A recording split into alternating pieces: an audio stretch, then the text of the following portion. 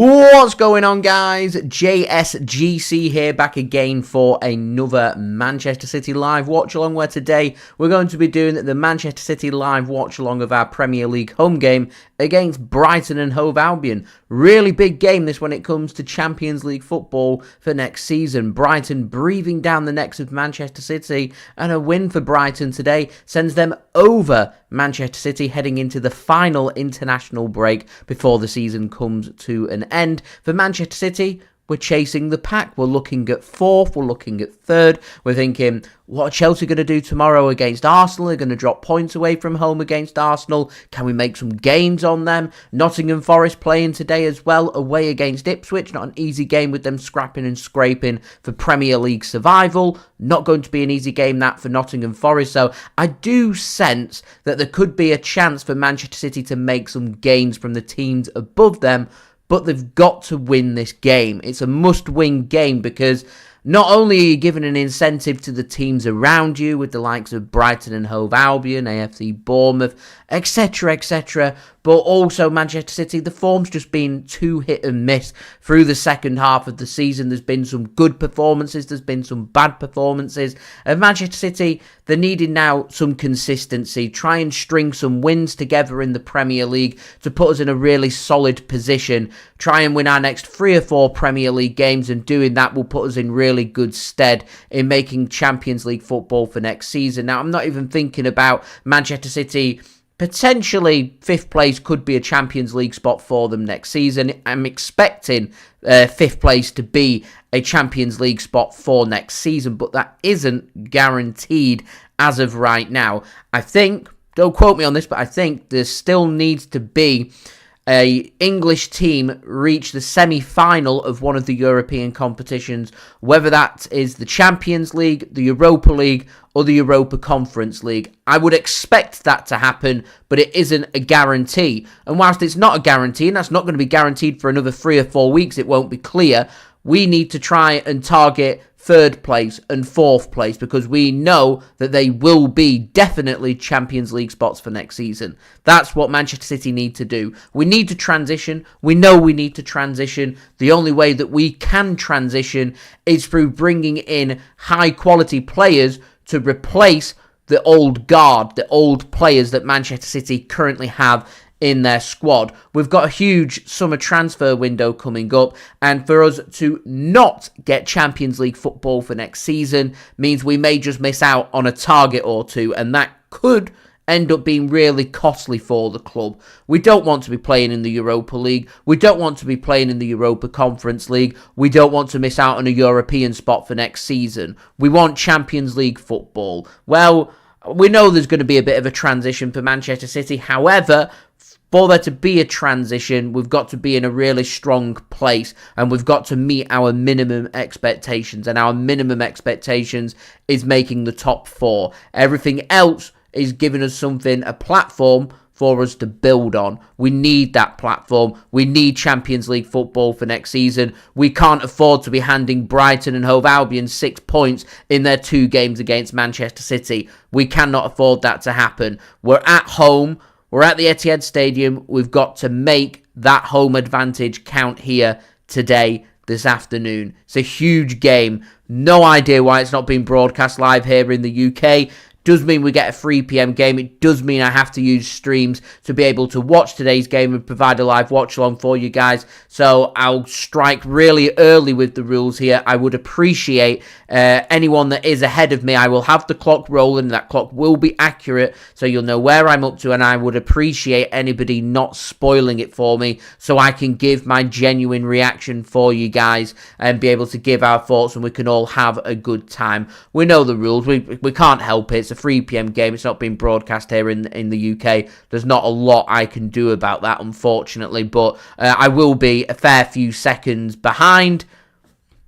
It's not the end of the world. I will still be watching all of the action of today's game, and hopefully 3 points for Manchester City as well. So don't forget, if you are enjoying the content, please do leave a thumbs up. We're aiming for 100 likes. Already nearly a fifth of the way there, so much appreciated. Please do leave a thumbs up. 84 likes away from my aim of 100 likes, so any help towards that would be great. Also, don't forget as well to leave your thoughts in the live chat. Rayan, thank you for tuning in. Much appreciated. All things football, thank you for tuning in. We definitely need a win here. Shinglai, thanks for tuning in. We'll speak about the teams and Claudio Echeverri in just one moment. And all things football, good to hear, got things set up on the Peacock streaming app. So there we go. Fantastic. Thank you everybody for tuning in. Much appreciated. Do feel free to dip into the chat and say hello, and do let me know your score predictions and where you are tuning in from today. That would be much appreciated. I've got my poll rolling in the chat as well, if you do want to go and let me know on who you think is going to be winning today. Already got 20 votes in, 85% thinking a Manchester City win, 15% going with a Brighton win, and no one going with a draw as of right now. And I'm not ruling anything out in this game, if I am being completely honest. Mudgy, thank you for tuning in. Says Omar Marmoush. Yeah, we could well see a good performance from Omar Marmoush. Last time City played at 3 p.m. GMT in the Premier League at the Etihad Stadium, Omar Marmoush tore Newcastle apart, so hopefully a repeat today as well wouldn't go amiss, and some quick-fire goals for Manchester City would never go amiss. And that's what we've got to do in this game. We've got to really take the game to Brighton, got to attack them, got to try and score goals, and hopefully we can pick up a really big win today, which would see us take a big stride towards Champions League football for next season. We had the opportunity to do it last week in our game against Nottingham Forest away from home. We didn't make it happen, and we need to make it happen this weekend. Otherwise, we're trailing, and we will drop out the top 4. We will drop out the top 5, and we may struggle to get back in again without a run of form. So we've got to put ourselves in as strong a position as possible. Win today, and things are looking more positive.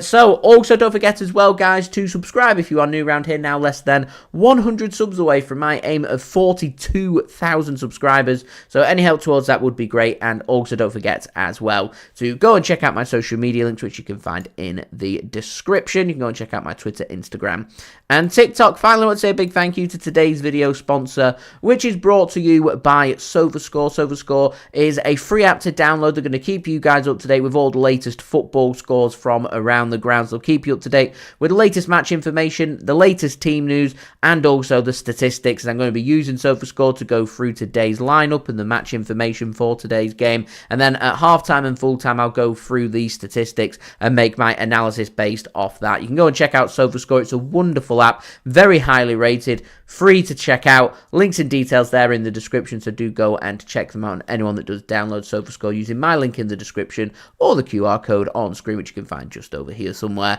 then that does help to support the future content created here on my channel. Rodders, thanks for tuning in. High scoring game, 3-3. We're going to go for a roller coaster ride if it's going to be that. I'm hoping we can pick up 3 points. I wouldn't rule out a draw. I'm not even going to rule out a Brighton win today. Literally anything can happen. I don't know what is going to happen. We're going to speak about team news in just one moment. 20 seconds time. You can count them when I've rolled my SofaScore ad.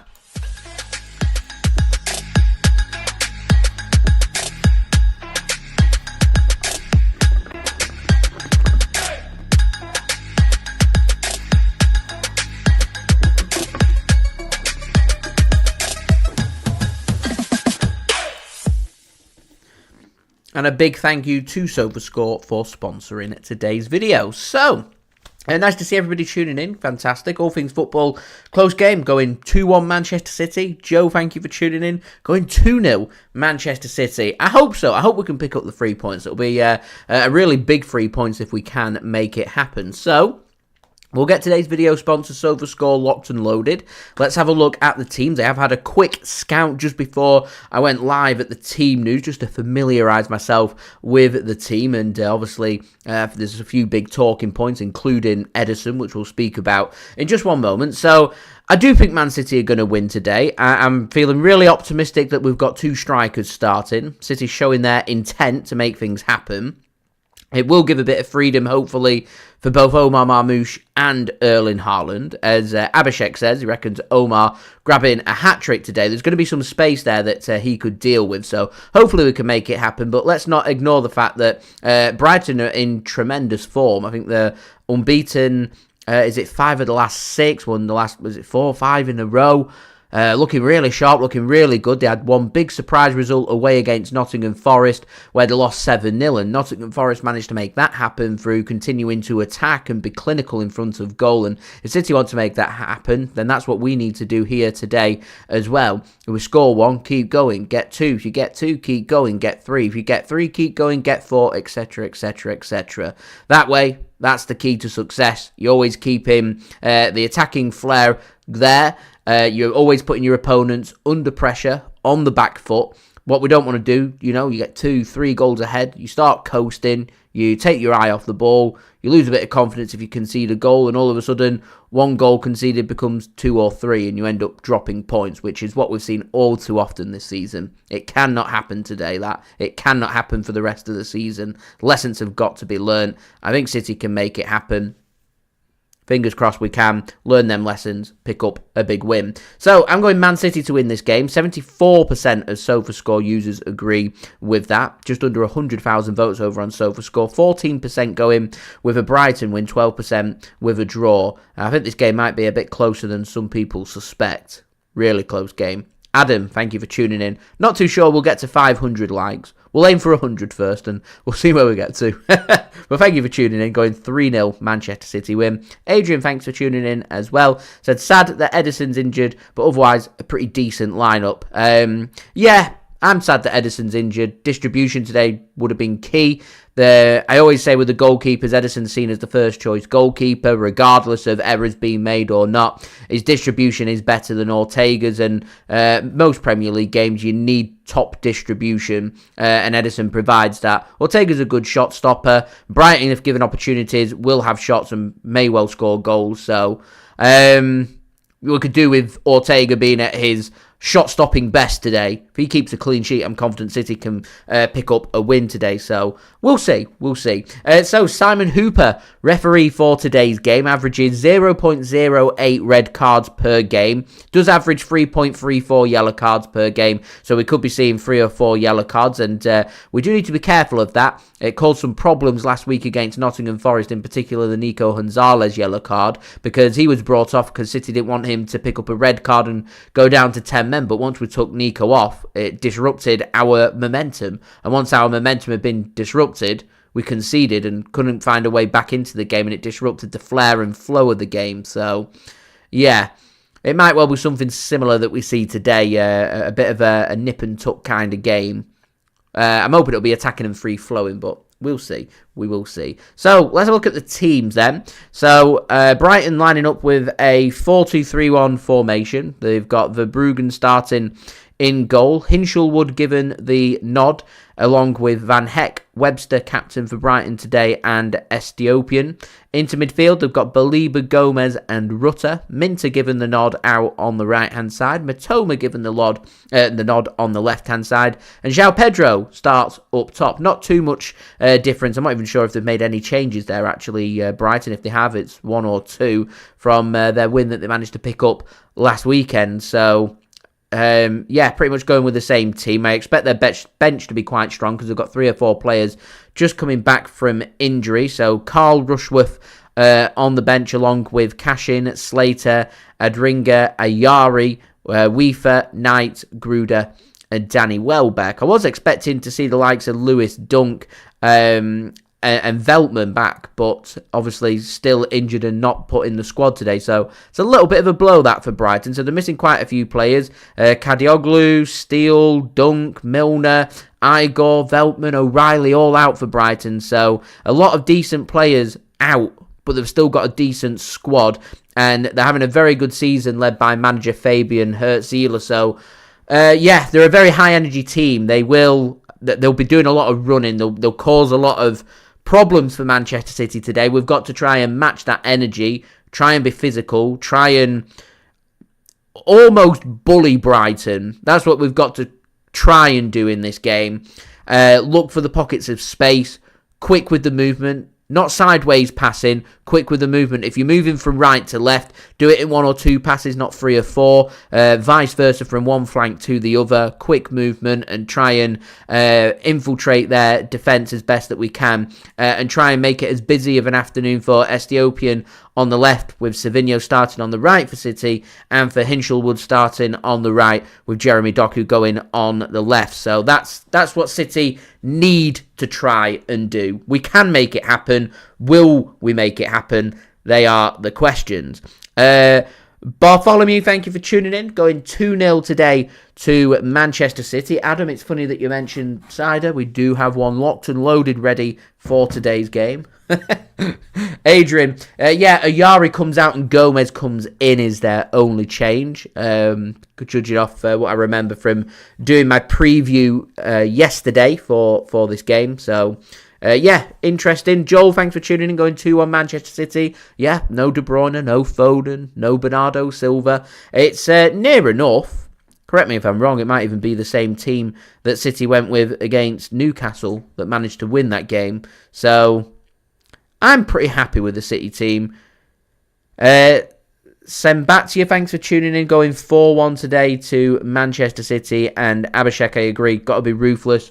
Got to try and beat their high press and put our own high press on as well. Not going to be an easy game, but we can make it happen. So, City lining up today, 4-2-3-1 formation. It will more go to a back three. You'll see Rico Lewis going more into midfield and will look more like a 4-2, a 4-2-2-2-1 kind of form. A 3-2-2.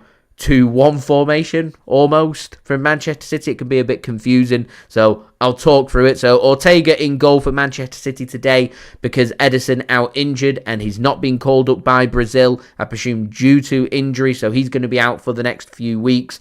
Rico Lewis, given the nod for Manchester City, he will look to push forward into midfield. So you'll see Khusanov go on the right-hand side. His job will be to try and keep Mitoma quiet. Josko Gvardiol will go on the left-hand side. He may be given a little more freedom.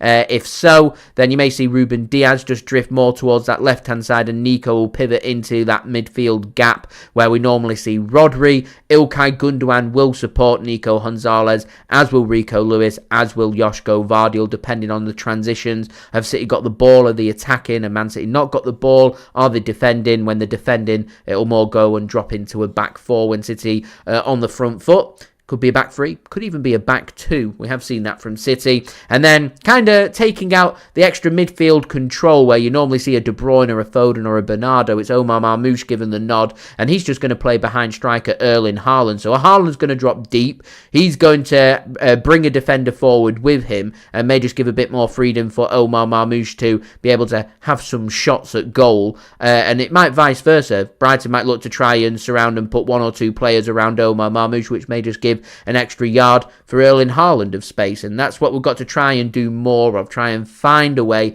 for our attacking players to get some space and have some shots on goal and be clinical in front of goal. And I think the two most important players that we've got, starting on the right and left hand side, Savinho and Doku, very electrifying on their day. I want to see more from both of them. If we're to win games, wingers are key. We need our wingers to be scoring and assisting. How often do people jump on the back of Jack Grealish? Well, I want to see more from Savinho. I want to see more from Jeremy Doku. If Jack was starting, I want to see more from him. I feel like over the last season or two, we're starting to see our wingers be nullified by teams, and they're relying on their pace to be able to get them forward and then not having too much end product. You need the end product.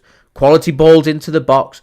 Erling Haaland's 6'4". Get a ball onto his head. He's got a strong left foot. You've got two options to go at. You've got to make it happen. You really do have to make it happen. Because if Brighton managed to nil Manchester City today, we will lose today. So, a very interesting, very poignant game. And as I said, I'm amazed that this game's not been selected for broadcast. But here we are. Anyway, big thank you to Bella as well. Thank you for tuning in. It is another tough game. Going a narrow win for City today. Going 2-1 Manchester City. There's quite a few 2-1s knocking around. So a lot of people are expecting a close game. And I agree with that. I agree with that. Adrian says, Lewis only just turned 20. Hope he's got a confidence boosting performance. Wonder why Nunes never played in midfield. I think it all just comes down to squad rotation, trust. I think it's in particular why we're not seeing too much since we've signed Nico Gonzalez, of Kovacic, of Jack Grealish, of Matheus Nunes. they're seen as rotated options, they're seen as squad players, and I think that was the plan with Ilkay Gundogan. They were there to not make up the numbers, but be relied upon when we need them, rather than players who are going to come in and make a difference. And we don't really have many players that can make the difference, because I'll read the bench. It's a very strong bench. Where's the game changers? So Scott Carson, Vitor Reis, Mateo Kovacic, Jack Grealish, Kevin De Bruyne, Bernardo Silva, Phil Foden, Matheus Nunes, and James McAtee. Brilliant to see James McAtee make him the team once more. Does mean Claudio Echeverri does miss out on a spot in the squad today, and I feel really sorry for Nico O'Reilly. He's done absolutely nothing wrong, put in a real good performance against Plymouth, and we've not seen him since. And his physicality and his eye for goals and our set pieces that day were very good, and then it's all just kind of disappeared. And so I'm looking at names who can make a difference. De Bruyne, Foden, Bernardo Silva. These are players that could really make a difference, but De Bruyne is getting older, and he's not got the legs for me, and you've got to pick and choose his games, and you could keep Kevin De Bruyne here. I don't think Kevin De Bruyne will still be a Manchester City player going into next season. Bernardo Silva, he's not in form, he's not having his best season. Same with Phil Foden, both of them, Bernardo and Foden. You know, these two firing on all cylinders, playing in and putting in 8 out of 10 performances on a consistent basis. A lot of midfield problems go away for Manchester City, but both of them really struggling. And because of that, you know, normal players. I mean, Bernardo Silva has made a difference before, but I'm struggling to think of when was the last time Bernardo Silva put in, from an attacking point of view, a fantastic performance. The only game that's springing to mind is the game against Madrid in the treble-winning season, and I've not really seen much since. Phil Foden was wonderful last season. I've not seen all that much of Phil Foden this season that's warranted that he's right up there as a game changer. And this is what I'm getting at. Like, there's big names on the bench, but I don't see these players coming on and maybe winning this game for Manchester City, bar maybe Kevin De Bruyne that could do it for 20 minutes at the end. Everybody else, there's big names on there, but this is, for me, where the need is for transition. You need players that can come off the bench and give something a bit different and give fresh energy and fresh ideas, and really rejuvenate Manchester City and give us something a bit different. Yeah, I look at Kovacic, Grealish, Bernardo, Foden, Matheus Nunes, and I feel like they're going to disrupt City and slow City down rather than speed us up. And if you're chasing a game and you need players to come on and make a difference from an attacking point of view, the last thing you want to do is slow the pace of this game down. So for me, we've got to try and make this starting 11 work without looking too much at the bench. That's for me. This is a very fine margin game. This game will be decided on fine margins. I'm almost certain of it. If City click and get things going from the off, I'm confident we can score goals and win today. And I'm going 3-1 Manchester City. But if we're not on it, and I will know in the first 25 minutes if we're on it or not. If we're not, I see Brighton taking points off us today. I can see Brighton winning this game if we're not fully on it. So, this is a very important game. Very important game.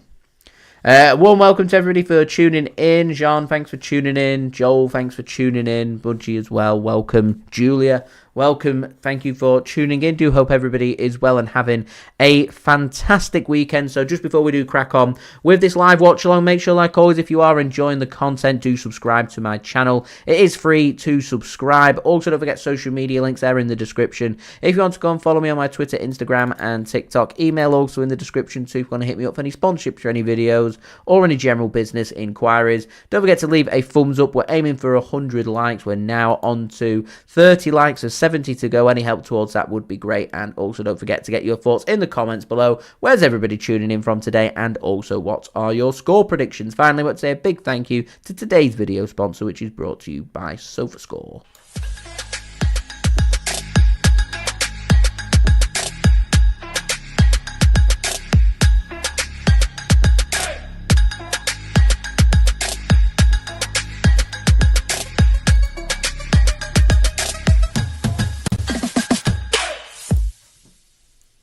And a big thank you to SofaScore for sponsoring today's video. Right, I'm just trying to get my stream up and loading, so not off to the best of starts with the stream, as it's already buffering and not got anything rock and rolling. But once we do, I'll get the clock up. I'll let you know where I am up to, and we can crack on. I'm going to presume that we've got kickoff in the game. It is 3 o'clock here in the UK. Be a bit of a disaster if the streams don't work, and I will be relying on people to let me know what's happening when my stream isn't up. It doesn't seem to be working at this moment in time, so let me have a second refresh, and hopefully that will do the trick for you guys, and has done the trick. Perfect, so we can crack on with this live watch-along. Brighton playing in yellow today, attacking from right to left, with Manchester City attacking from left to right. A long ball was just sent forward by Brighton. As my stream's coming in from Peacock as well. I saw somebody before saying that they were watching from Peacock as well. So Brighton just got Manchester City on the back foot. And Brighton got themselves a throw just next to City's penalty area. Right, I'll just get the timer up, and I will make sure the timer is up to date as well. So currently, we'll roll it from 1:07, which is where we're up to now. So you guys know where I'm up to. So we're 1 minute and 7 seconds into this game. Ball sent forward from Brighton. Should be cut off by Manchester City, and is. And the pass will just be comfortably played back to Ortega in goal. A 1-2 played between Khusanov and Ortega. Ortega in for the injured Ederson today, of course. Ball gets sent down the left flank from City. Not the best of clearances, and out for a throw-in. So early pressure being applied to City from Brighton. Alderikez, thanks for tuning in. Much appreciated. Reckon City going to be winning today. I do hope you are right. That would be absolutely brilliant. Ortega's going to put his foot through this and get it clear for Manchester City. Again, just a sliced clearance. It's not been the most comfortable of 2 minutes, this, for Manchester City. Not settled themselves in, and the clearance from Ortega's poor. Gets it, not even 20 yards further upfield and out for a throw into Brighton. So it is all about Brighton putting the early pressure onto Manchester City, and already we see Mitoma going one-on-one with Rico Lewis, and he gets a ball across, and good bit of defending from Manchester City, and Joao Pedro wants a corner. Referee says no. It's going to be a goal kick instead for Manchester City. It does look like Joao Pedro just nips in front of, I think, Ruben Dias there. So Mitoma just making his interest known there, and outpaces Rico Lewis. I'm quite surprised Manchester City losing Kyle Walker in the January transfer window didn't decide to go out and bring a fullback in to give an extra option. If you're not going to go for a pacey fullback, go for a physical fullback, because at the moment we have what I call the Rico Lewis problem, which is he has neither physicality nor pace playing in defence.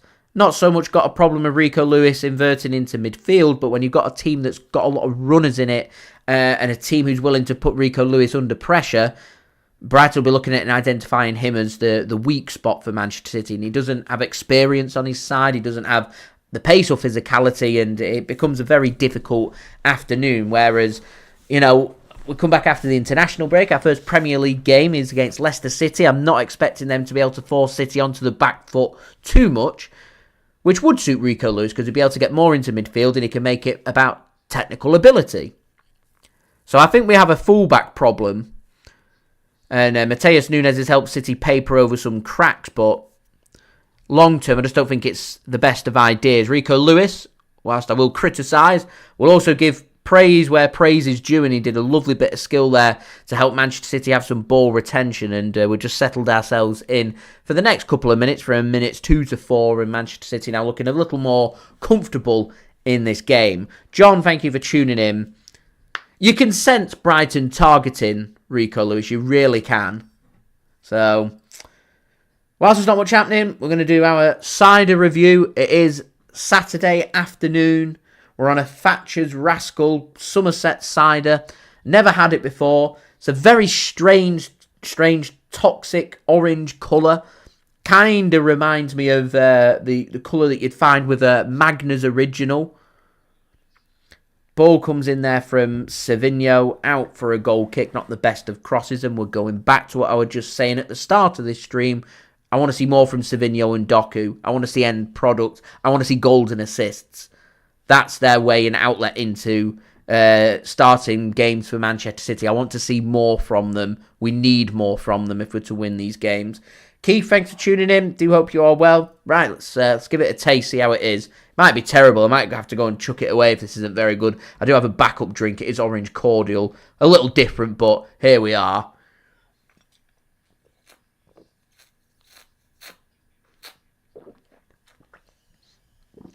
Get a good gulp.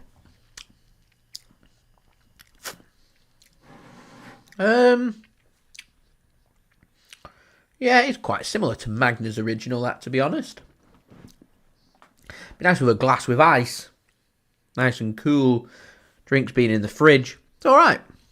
Oh, that's a good ball from Brighton. It's in. 1-0. And I think it's going to be disallowed. Yeah, Simon Hooper, the referee, is going to disallow it for a foul on the keeper, I think. So, good, beautiful ball in from Brighton. And initially, it was a good save or a bad miss, whichever one you want to go with. Let's have a look first, just to see if he's onside. I mean, there's a Brighton player that goes for the ball, and he is in an offside position. Now, I think the keeper had it in his hands and then it's bundled out. I think Brighton are a bit unlucky there. I think if they want to look for an excuse to disallow this goal, as the ball comes across, there is a Brighton player that goes for the ball in an offside position. So it'd make that foul on the keeper irrelevant, that the flag could go up for offside. Now, they are checking for a possible foul on the keeper. I think VAR's already made the decision and agreed with the decision and said, decision no goal. So they've ruled it out for a foul. And I think the safer bet would have been to have ruled it out for offside. Mitoma wasn't offside, but the Brighton player further ahead of him was. I think it was Joao Pedro. And he does go for the ball. He puts his foot forward to try and get the ball. He just doesn't make a touch on the ball. But because he goes for the ball, he'd be offside. Anyway, it's here's Doku, penalty area, and gets a corner for Manchester City. Good bursting run that from Omar Marmoush. And City turning defence into attack there. And we'll get our first corner of the game. Adrian, yeah, lucky escape that for Manchester City. A lucky escape. So, just before we do have the corner, don't forget, leave a thumbs up. We're now just 16 likes away from 50. Any help towards that would be great. Do subscribe if you're new around here. And do check out today's video sponsor, SofaScore. Links and details, they are in the description. Jean says, glad I'm making dinner now, so I don't have to watch the match. Bad news is he still has to hear it. I like it. Corner comes in from Manchester City and just over the heads of everybody. It weren't a bad corner, that, to be fair, from Omar Marmoush. And Nico Gonzalez was at the back post. He looks a bit frustrated with himself, but doesn't get any contact, and that goes out for a goal kick to Brighton.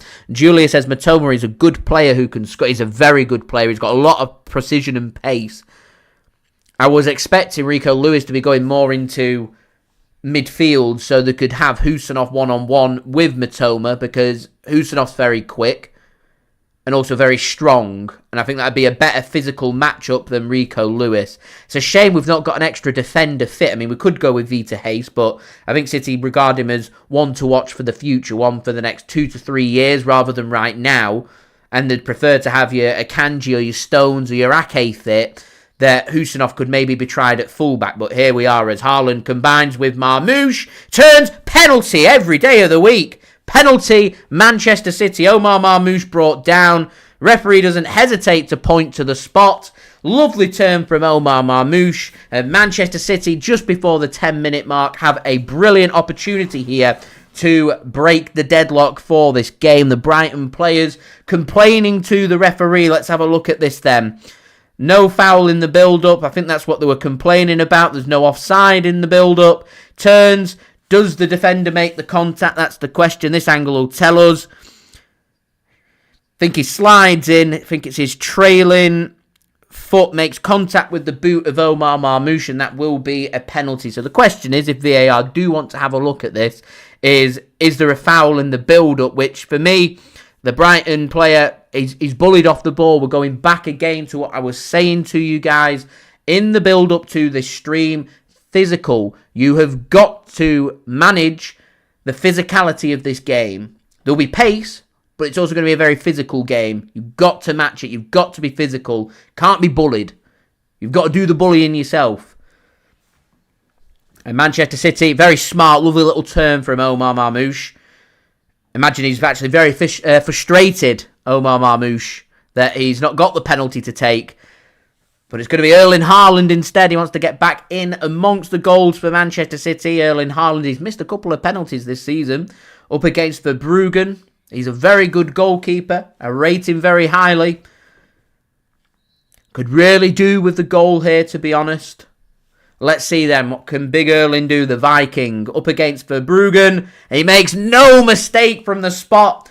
It's a lovely penalty. He sends the keeper the wrong way. Just brushes it into the corner. And Manchester City have the lead here at the Etihad Stadium. It's City 1, Brighton 0. Erling Haaland from the spot. Come on. Well won from Omar. Well taken from Erling. That combination. City, goal to the good. Seamus, thanks for tuning in. Much appreciated. Let's have a look. It's a good penalty from Erling Haaland. I think even if the keeper goes the right way, he might get a hand onto it because it's low and it's hard. If he does get a hand onto it, it'd have just pushed it into the goal. Good penalty that from Erling Haaland. And sometimes his penalties can be a bit suspect for me. That's a very good pen. And that'll make him feel much better. Makes me feel much better.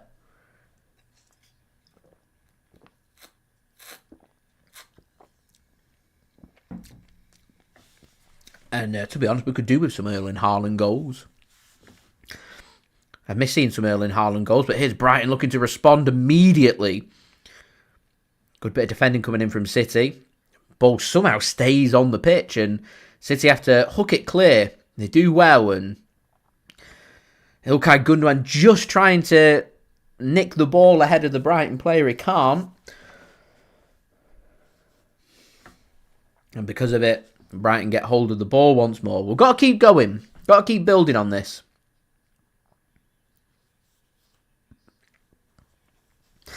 Interestingly, Erling Haaland's 6 goals still behind Mo Salah at the top of the Premier League goal scoring charts.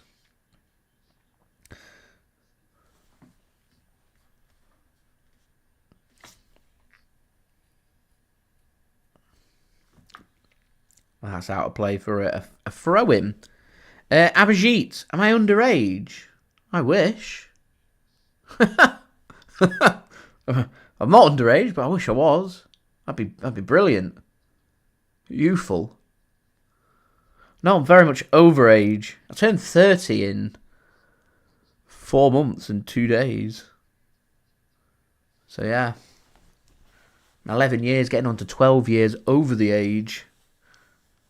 Is Rico Lewis. Works the ball back. I had to work on a really small screen. I'm used to my big screen in front of me, but I've got Soccer Saturday on in front of me, just staying up to date with all the other scores from around the grounds, especially keeping an eye on the Ipswich Forest game, because I think that could maybe be a game where you see some points dropped for Nottingham Forest, and it'd be good if City can win and Forest drop points today to make some gains on third and go fourth. Thank you very much, Abhijit. It's the youthful looks. Much appreciated. I appreciate the compliment. Kruno, thanks for tuning in. I presume you mean the disallowed goal. Mitoma wanted it more than Rico Lewis. I mean, if he pushes him off the ball, it's a penalty and a red card. So I wouldn't say Rico Lewis was to blame for the fault of that goal.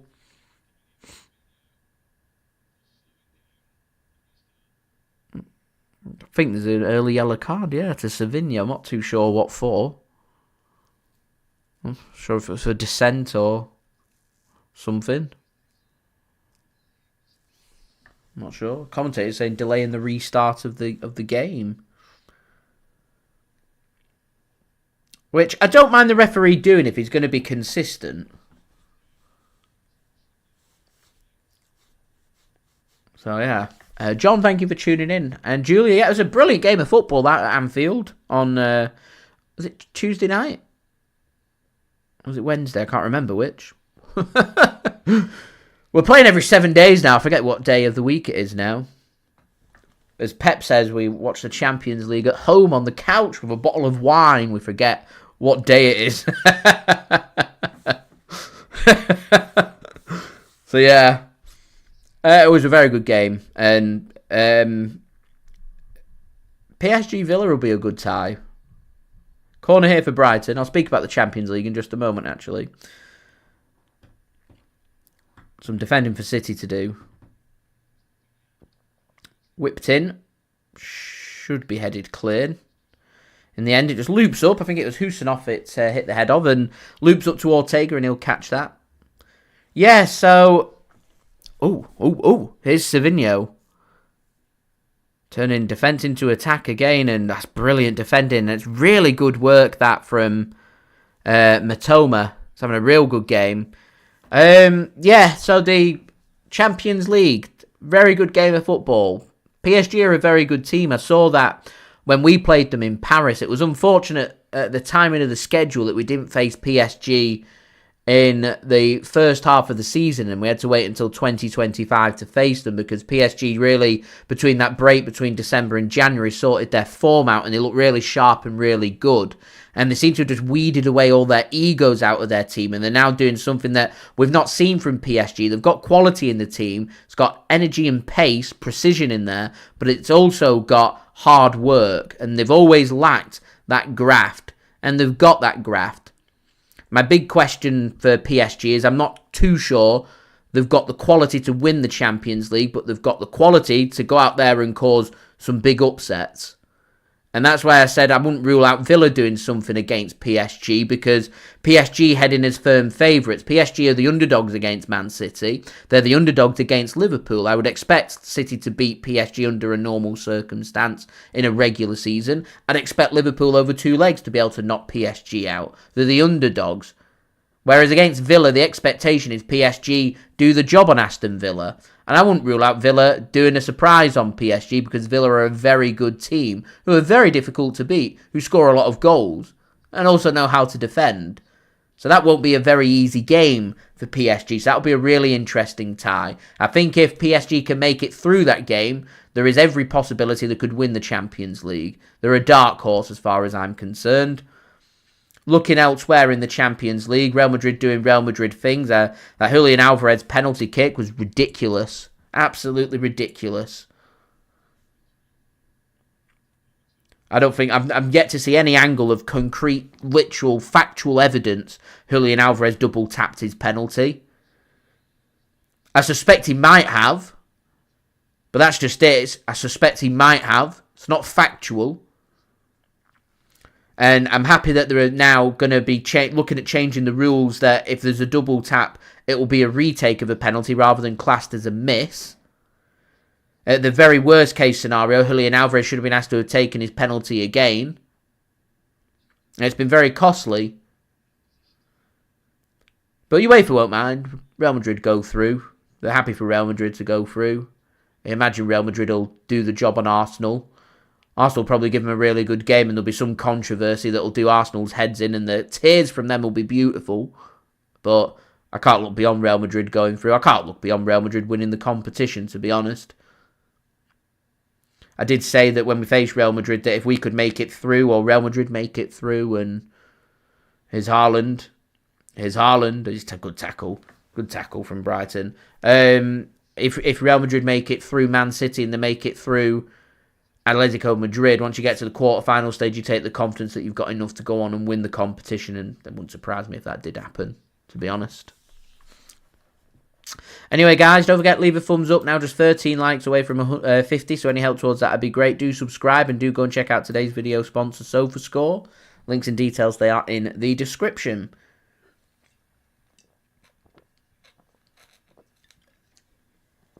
So both sides threatening without doing too much.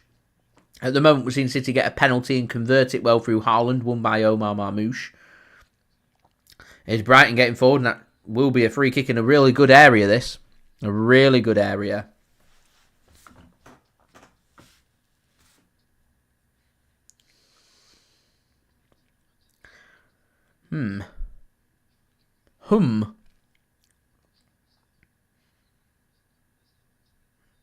There's a little push there from Nico, so momentum takes him forward and he goes down. It's a bit of a cheap free kick, and this is in a really good spot for Brighton. It's about 25 yards out from goal to the right of centre.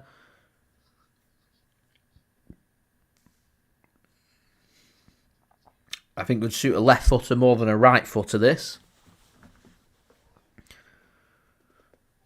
I'm sure everyone will be keeping an eye on how far away that wall is.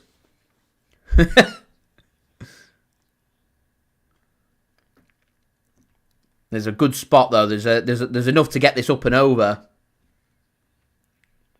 Jeremy Doku just lying in front of the wall.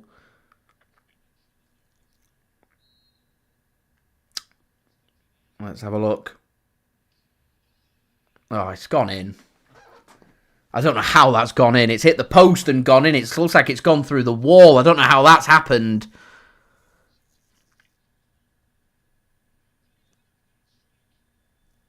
It's a good hit. Let's have a look how that's happened.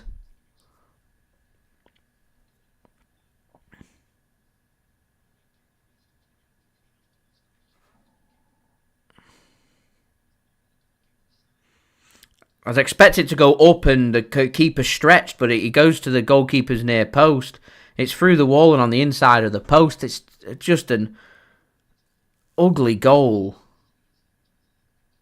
It's almost like Ortega doesn't expect it, so he doesn't dive. That's goalkeeper for me.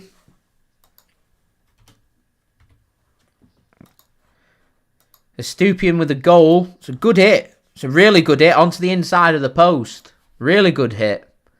And, yeah, we've seen 2 set pieces in this game and 2 goals. And now more work for Manchester City to do. Estupiñán's not scored a goal since December 2023 in the Premier League either. Oh, my word.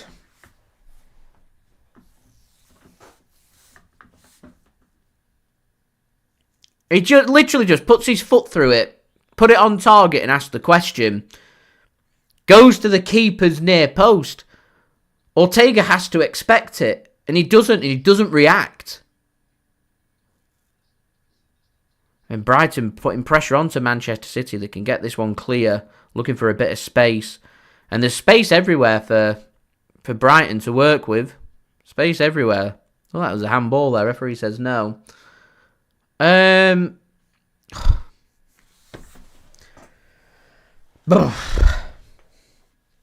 said this would be both teams to score. I said this would have goals in. It had to have goals in this game. So we just got to keep pushing and keep going. I can't imagine this game's done with goals just yet. Work to the left here for Manchester City. Here's Doku. Good run by Doku. Laid off well. Oh, Savinho, have a shot! Saved! Golden assists! Golden assists! Savinho should score there. He should score. Work by Doku. Plays it across. Omar Marmoush now. Goes to the byline. Back to Doku.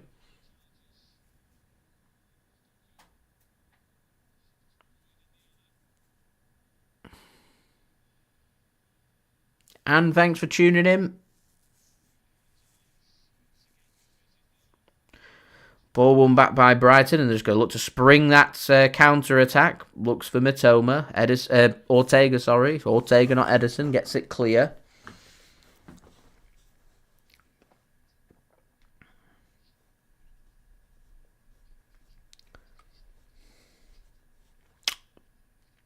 Plenty for City to think about.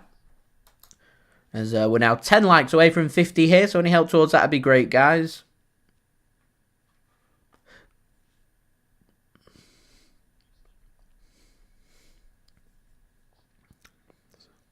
Headed clear there by Manchester City. A long ball looking for Minter. Josko Gvardiol gets his head onto it and out for a throw into Brighton. So another replay, that Savinho opportunity. He goes low. It's a bit of a tame effort. He's going low. There's no real power on the shot, and it just lacked conviction. It lacked confidence. It was a winger who's not got too much confidence.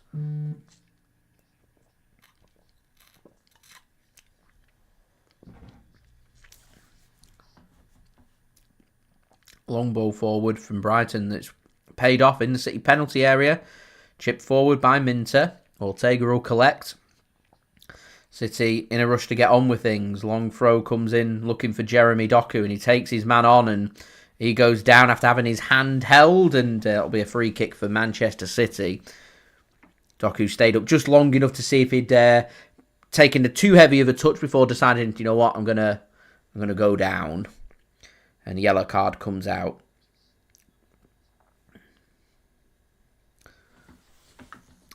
Ricard, thanks for tuning in. Echeverri was carrying a knock when he came to City. I don't think we'll see too much of Echeverri, unfortunately, this season.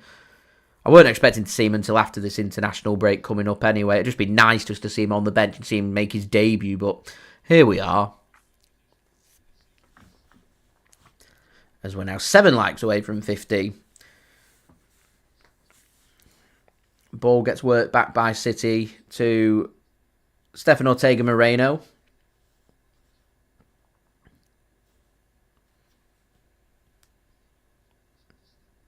Ball played long and cut off by Brighton, and City should have won that back. They haven't won that back, and there could be a big chance here for Brighton to the byline, and they've got themselves another set piece. It's going to be a corner. More defending for Manchester City to do. Brighton aren't scared to attack, get players forward and make problems. Likes of Van Heck getting forward, Webster getting forward. They're going to be the targets from this set piece.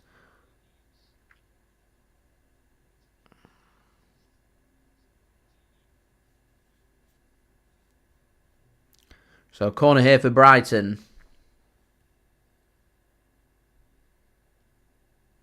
Gets whipped in. Header won by, I think it was Van Heck that won the header and wide. I think Joao Pedro got in the way. Joao Pedro might even have won the header there, you know. And that'll be a goal kick for Manchester City. But it's not, this hasn't been a fluent game. It's been a very careful game of football. I do think 1-1's maybe a fair score. I would certainly, a draw at this moment would be a fair score. Both sides have tried to get forward and create opportunities. Neither side have managed to work the keeper all too much. City have had one effort through Savinho saved by the keeper. Other than that, we won the penalty and scored the goal. And, you know, Brighton have got forward and had a disallowed goal and worked a set piece and scored their set piece. So here's a chance as Haaland gets his foot onto that pullback there from Manchester City, and Erling Haaland pings that, and it must have, I mean, you could have had 3 goals on top of each other and it still wouldn't have gone in high into the stands. Ilkay Gundogan it was, putting the ball in, and on the volley there from Haaland, you literally could have had 3 goals on top of each other and it'd have gone over all 3 of them from Big Erling. So it remains 1-1 here at the Etihad, approaching the half an hour mark. So don't forget, if you are enjoying the content, please do leave a thumbs up. Now 5 likes away from 50. Do subscribe and do go and check out today's video sponsor, SofaScore. Links and details, they are in the description. So City doing a good job now at just trying to keep Brighton pinned. Having to drop everybody behind the ball. Nico just working the ball to Josko Gvardiol. Ruben Dias forced back, and the press from Brighton is mainly coming in from Mitoma and Joao Pedro, the first 2 to lead the lines. Minter's just staying a little further back for Brighton, which is quite interesting. can work into an attacking front three. I imagine when Brighton do have the ball, it will go into an attacking front three. But on the initial press, a front two, Ortega sends the ball long, but it's cut off by Estupiñán, and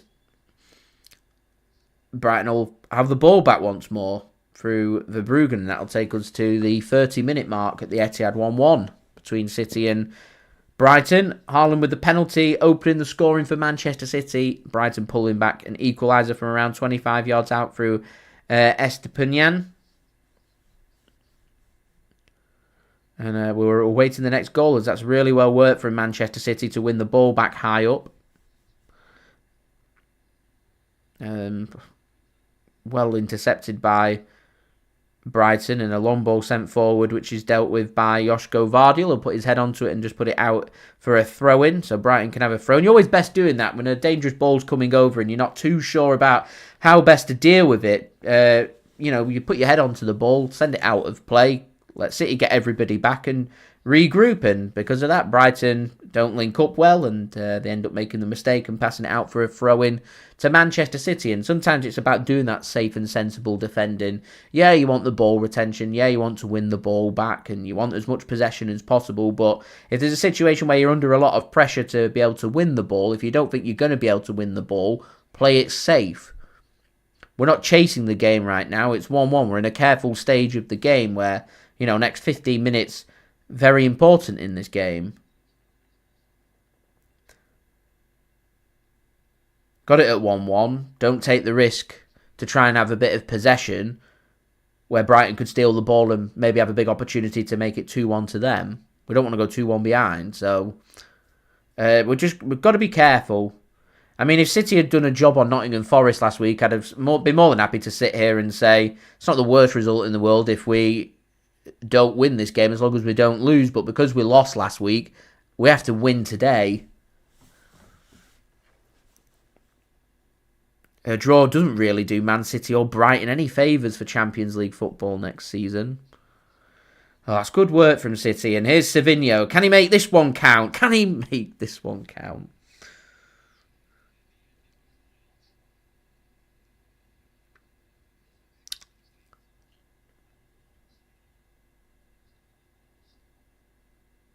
A beautiful, beautiful position there for Savinho.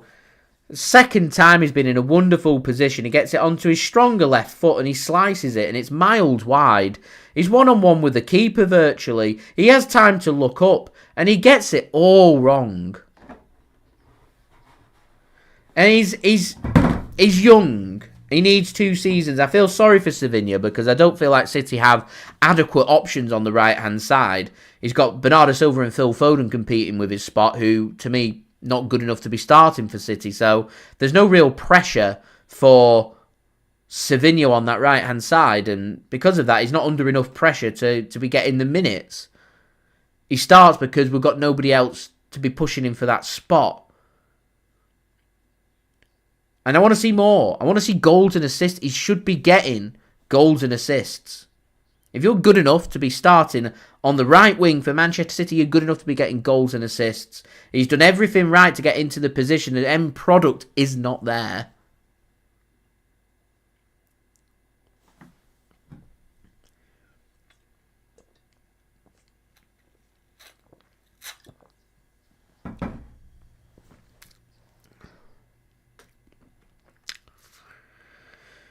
Frustrating, and it could be costly.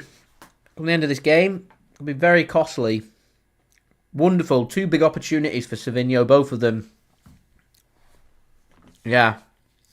Adrian, yeah, I would say so. Recently, yeah, end product for Savinho has been worse than Doku's. Minter gets across and City want the goal kick, and linesman disagrees, says corner for Brighton. More defending for City to do.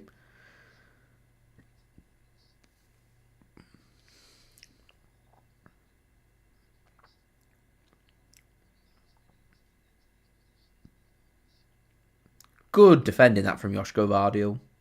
Really good defending.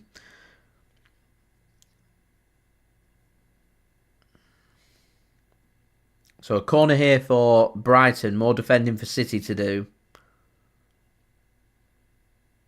She's whipped in. Header comes back across and header won by Manchester City. Second ball won by Brighton.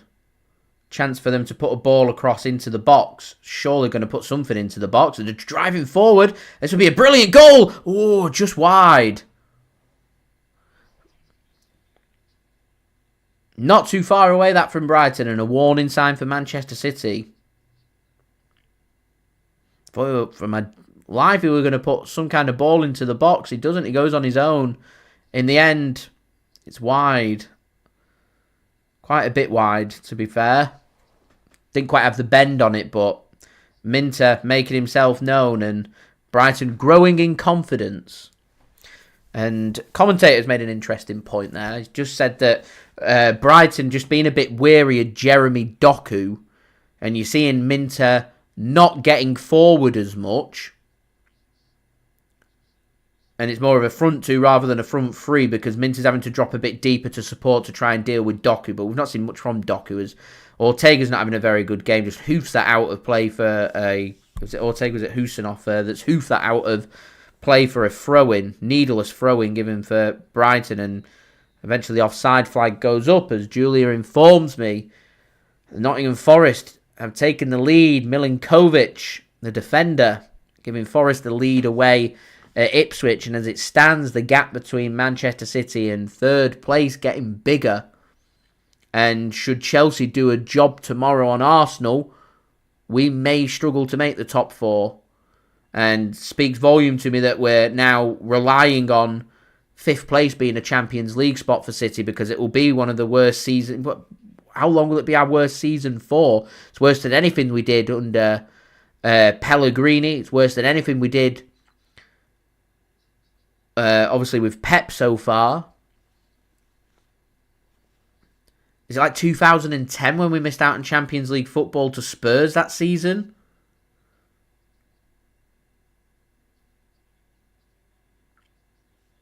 Yeah. Anyway, here's Brighton coming forward again. Be interesting to look at the statistics of this at half time.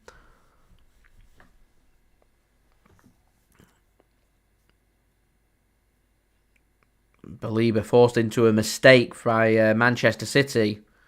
Rico Lewis thought it was a heavy touch as Omar Marmoush sits nicely for him as a shot, drags his shot and it goes wide. Sorry, Ilkay Gundogan it was, not Omar Marmoush. I'm playing my tiny screen.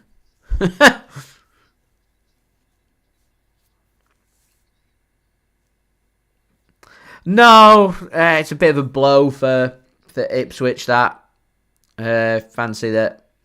Forest have just gone 2-0 up. That's the end of that. Ipswich are going down, aren't they? Southampton, Ipswich, Leicester are going to be the three that go. Wolves are going to be the lucky team for this season. Not been very good, but are going to stay in the league because there's three teams worse than them.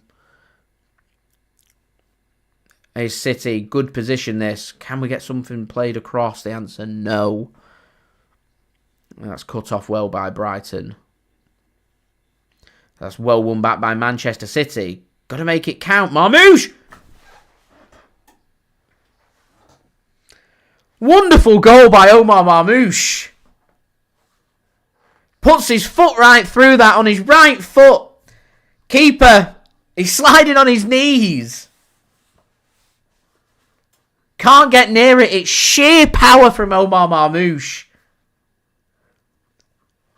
That's why Man City have paid the big money to bring in one of the best players from the Bundesliga for this season, Omar Marmoush.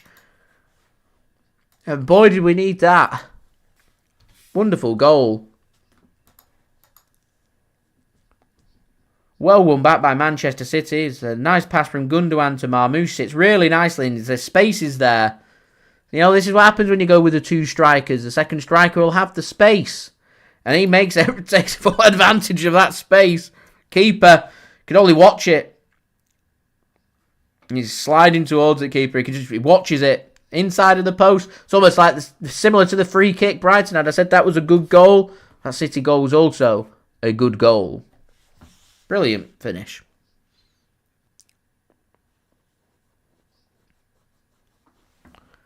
A nice little knee slide from Omar as well.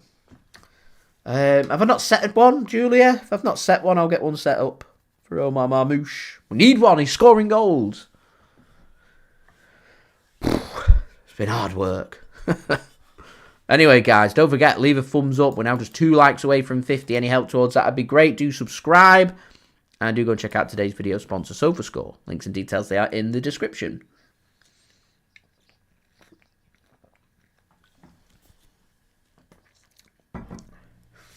Ball comes in from Brighton. They've got the ball in the penalty area. They want a penalty. Referee says no. It's in a good spot, this, for Brighton, though, still.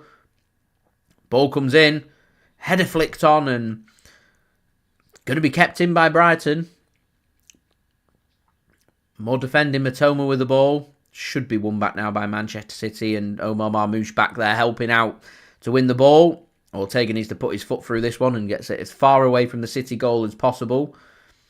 Header won by Nottingham Forest and tied it up very well there on the second ball. As we do hit 50 likes, so we're exactly halfway to 100 likes. Any help towards that would be great, guys. So 4 minutes plus whatever's to be added on to half-time. Slenderest of leads for Manchester City. It's been a game of few opportunities and both sides have been pretty clinical. But we still can't ignore and get past Savinho having these big opportunities. You know, we could have had 3 or 4. We don't. What, 2?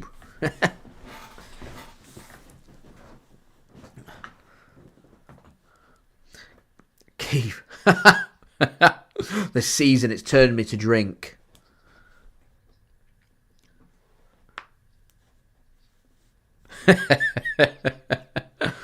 Geordie, thanks for tuning in. I'm sure very excited for the Carabao Cup final tomorrow. Big game. Newcastle taking on Liverpool at Wembley Stadium. Really big game. And all of a sudden, Liverpool were talking about trebles. And could go from trebles to, I'm going to say only 1 trophy in the season. I say only.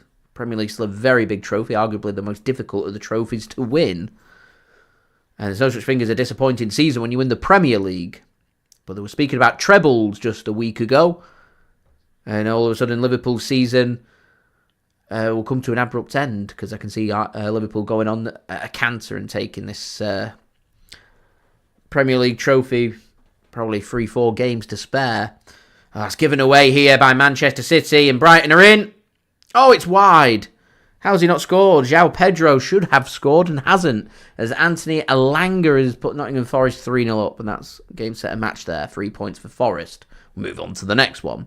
44 likes from 100 now. We're doing all right. We're getting the likes up. Let's get it up, everybody.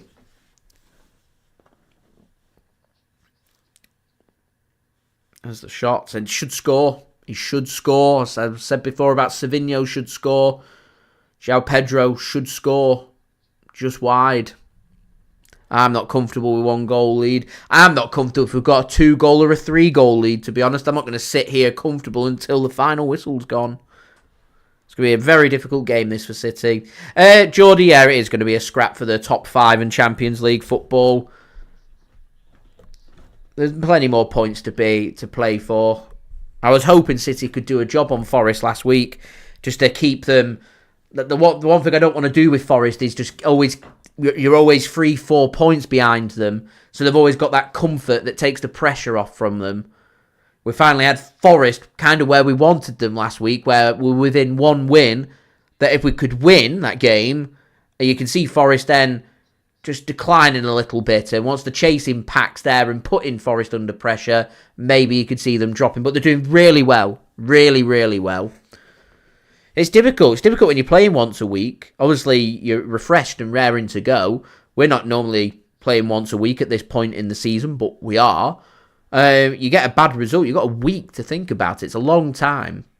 When you play every 3 to 4 days and you get a bad result, you know, you're playing the game 3 days' time, so you've not got much time to dwell on it. Whereas, you know, you're playing once a week and you lose a couple of games in a row. It's a long time to think about things. So, anyway, Van Heck's gone down. Looks like a hammy injury, a hamstring injury. So he may need to go off. And as I said before, with the injuries that Brighton have got, there's a blow. Lewis Dunk, obviously, still out. I was expecting him to be back. He's not back.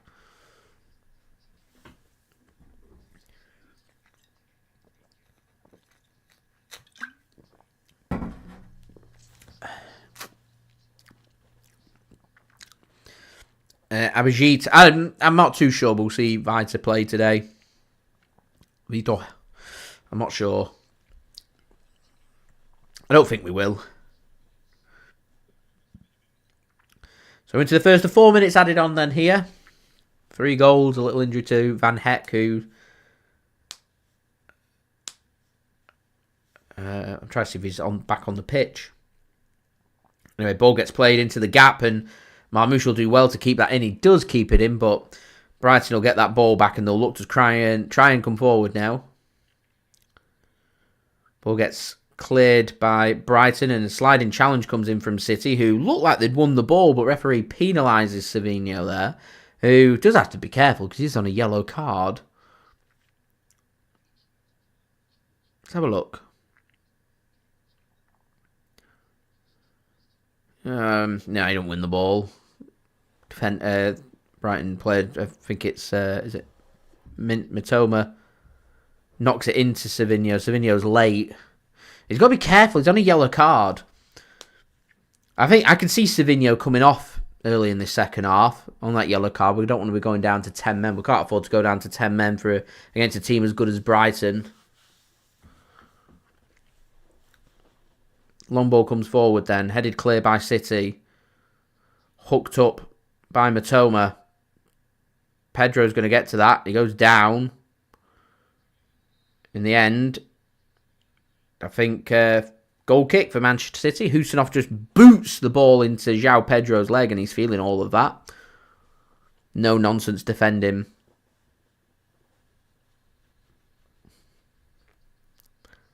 Let's have a look. Yeah, Khusanov just whacked that ball into...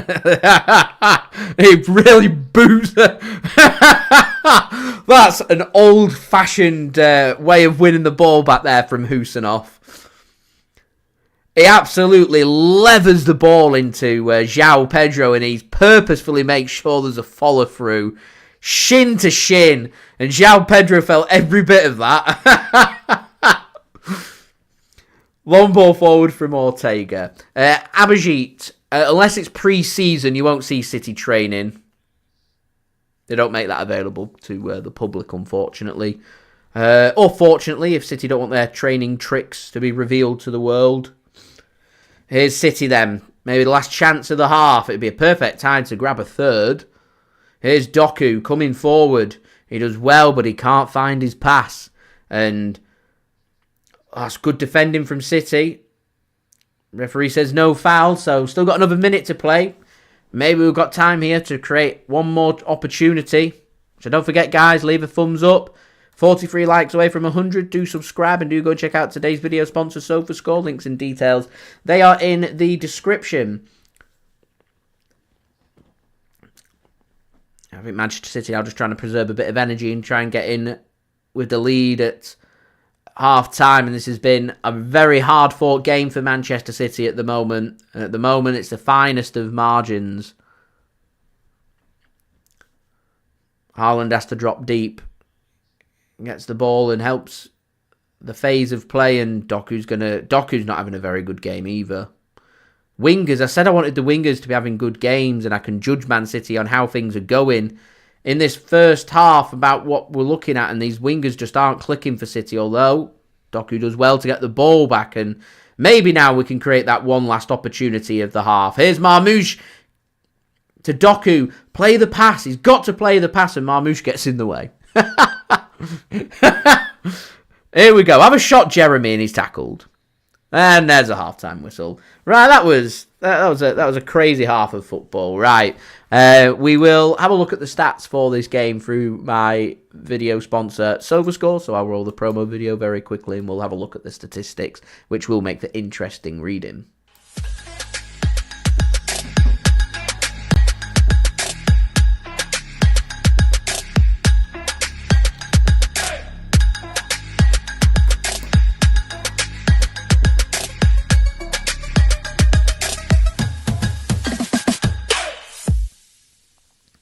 And a big thank you to SofaScore for sponsoring today's video. Do go and check them out. Links and details there in the description. Link is also in the live chat. So, let's have a look at the statistics then.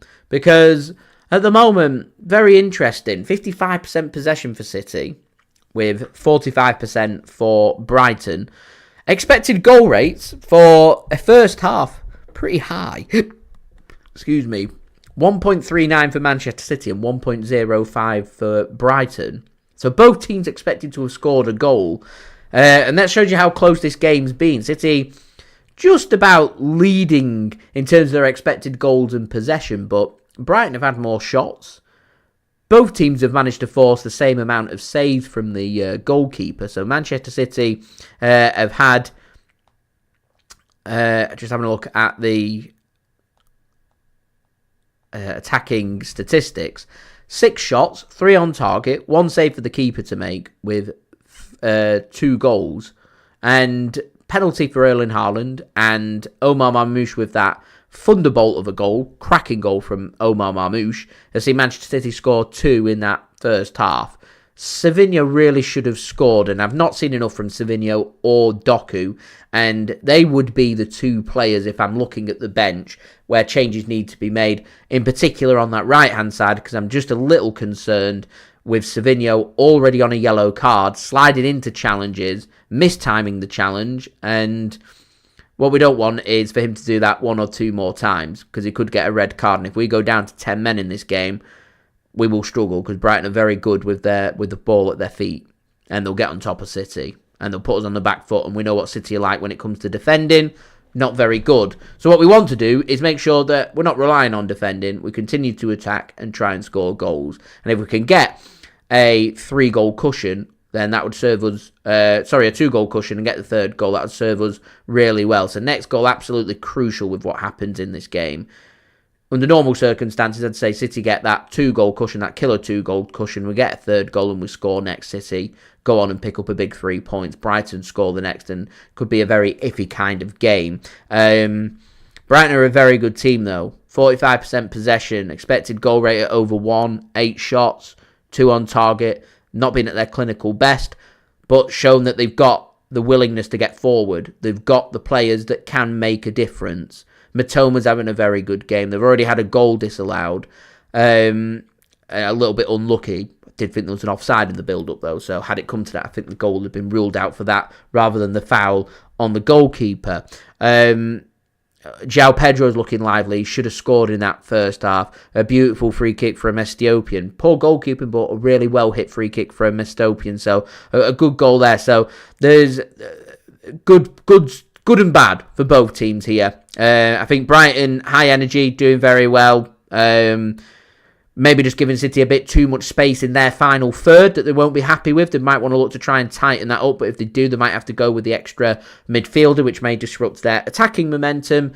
With Manchester City, obviously I've expressed my concern about the wingers, and also I think Brighton at times have found it all too easy to try and get in and around City's defence, and I think there's a little bit of a gap that's too big for me in midfield into defence, and I just don't think there's enough runners in midfield, but we've had that problem all season, and we don't have anyone on the bench who can come in and maybe make a difference for Manchester City, to be honest, that's going to give us a bit more. Bernardo Silva's more than comfortable and happy to drop deep, but I just don't think he's going to be the player that makes the difference in this game, in my opinion. I think having a look at the bench, and we're looking at players that can go on that right-hand side. Foden, Bernardo, maybe Matheus Nunes, De Bruyne, Grealish. They're your options. You could maybe move, could be an option to move Doku to the right. Savinho goes to the left, takes Savinho off and put Jack Grealish on. Matheus Nunes has gone on the left before and done pretty well. Foden would be an option. De Bruyne would be an option. There are options there for City, but I wouldn't be surprised early in the second half, maybe even at half-time, if we see Savinho taken off for Manchester City due to that yellow card, and we'll see and go from there. For Brighton, they'd be looking in terms of they're 1 goal behind, looking towards their attackers, and they've still got quality there. Players like Ayari, players like Welbeck, who can come on, plenty of running, plenty of pace, can still cause Manchester City problems. So we've got to be really weary of that. So do let me know your halftime thoughts in the live chat. Hassan, thank you for tuning in, much appreciated. World of Gold says, what's up with Ederson? I believe he's carrying a little knock, so he's going to be out of today's game and also out of the international break with Brazil as well, so he's not been called up by them. So don't forget, we're now on to 60 likes, just 40 likes away from 100, so any help towards that would be great. Do also subscribe if you're new around here. Press that red button, press the bell, and put your push notifications on. Get your thoughts in the live chat. Do also go and check out today's video sponsor, SofaScore. Links and details, they are in the description. I will roll my promo video one more time right now.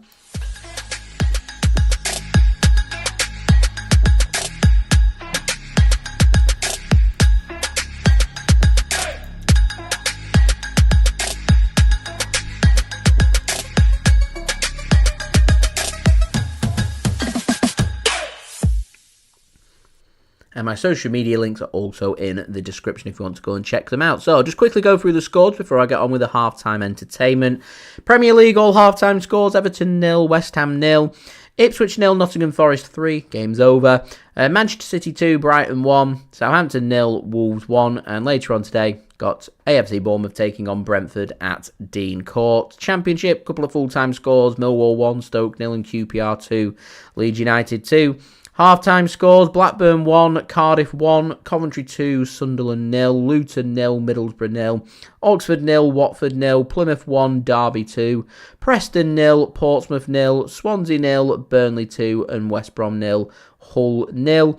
Into League 1, full-time scores: Bolton 0, Stockport 1, Cambridge 0, Peterborough 1. Half-time scores in League 1: Blackpool 0, Leyton Orient 1, Charlton 2, Wigan 0, Huddersfield 4, Crawley 0, Lincoln 1, Bristol Rovers 0, Mansfield 1, Barnsley 0, Northampton 1, Birmingham 1, Reading 0, Stevenage 0, Rotherham 1, Exeter 0, Shrewsbury 0, Burton 0, and Wickham 0, Wrexham 0. Couple of full-time scores in League 2: Crewe 1, Doncaster 1, and Swindon 3, Cheltenham 3. Half-time scores in League 2: Accrington Stanley 1, Gillingham 0, Bradford 0, Tranmere Rovers 0, Carlisle 0, AFC Wimbledon 1, Colchester 0, Fleetwood 0, Grimsby 0, Salford City 0, Morecambe 2, Barrow 0, Newport 2, Harrogate 0, Notts County 0, Chesterfield 0, and Port Vale 1, MK Dons 0. They're all the latest scores up and down England through the English Football League and Premier League. As I said, do get your halftime thoughts though, guys, in the chat. That would be much appreciated. We're now 36 likes away from 100. So, as it is the weekend, I thought we'd celebrate by having some halftime entertainment and watching McSid make the weekend martini. Go and check out McSid. Links and details, they are in the description. Weekend martini. Enjoy. I'll see you for the second half. Ladies and gentlemen, the weekend. And today's cocktail, guys, is the weekend martini. I had this in the Blackpool Beach House and it's stuck in my memory ever since. This is the ingredients and I think this is close as what I can get to it, and I can't wait to show you guys my creation of the weekend martini. So to make the weekend martini, guys, let's get straight into this. So what we're going to do is do a dry shake first. So get your cocktail shaker and add the ingredients. First ingredient to the shaker, guys, is 60ml or 2 ounces of lemon gin. You can use a lemon and lime gin if you wish, if you've got it.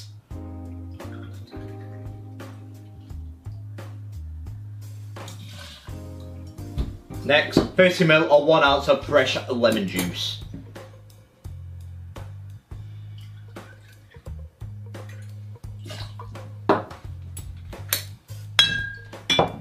Next, 25ml, which is just over 3/4 of an ounce of apricot liqueur. That's what makes this drink.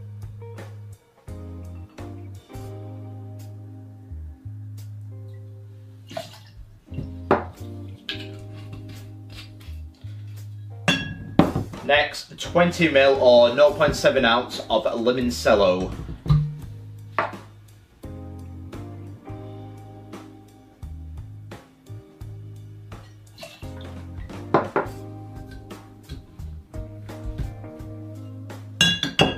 Last but not least, 50ml or half an ounce of simple or sugar syrup.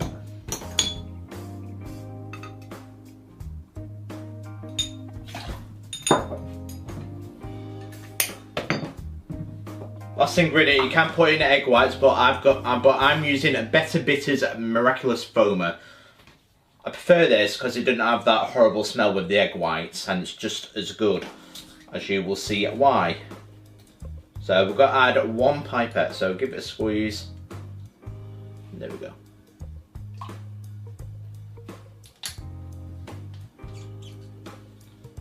Now shake it for 8 to 10 seconds, give it a nice foam, and then add the ice afterwards. So this is the dry shake.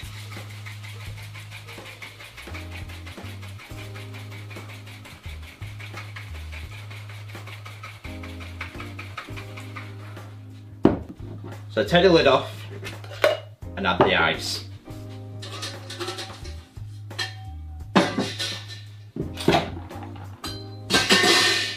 Put your lid back on and now give it a hard shake 8 to 10 seconds to get nice and chilled again.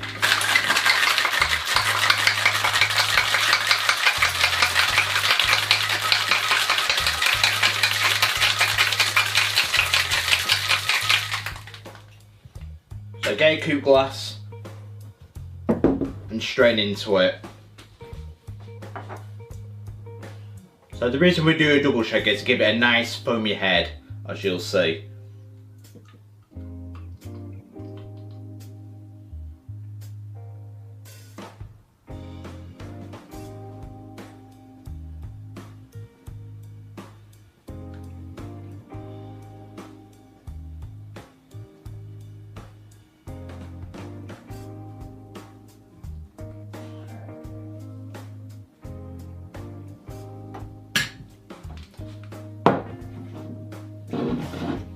So what I'll do is give you a nice close-up shot of what it looks like now. It's turned out absolutely beautiful. That, guys, is the weekend martini.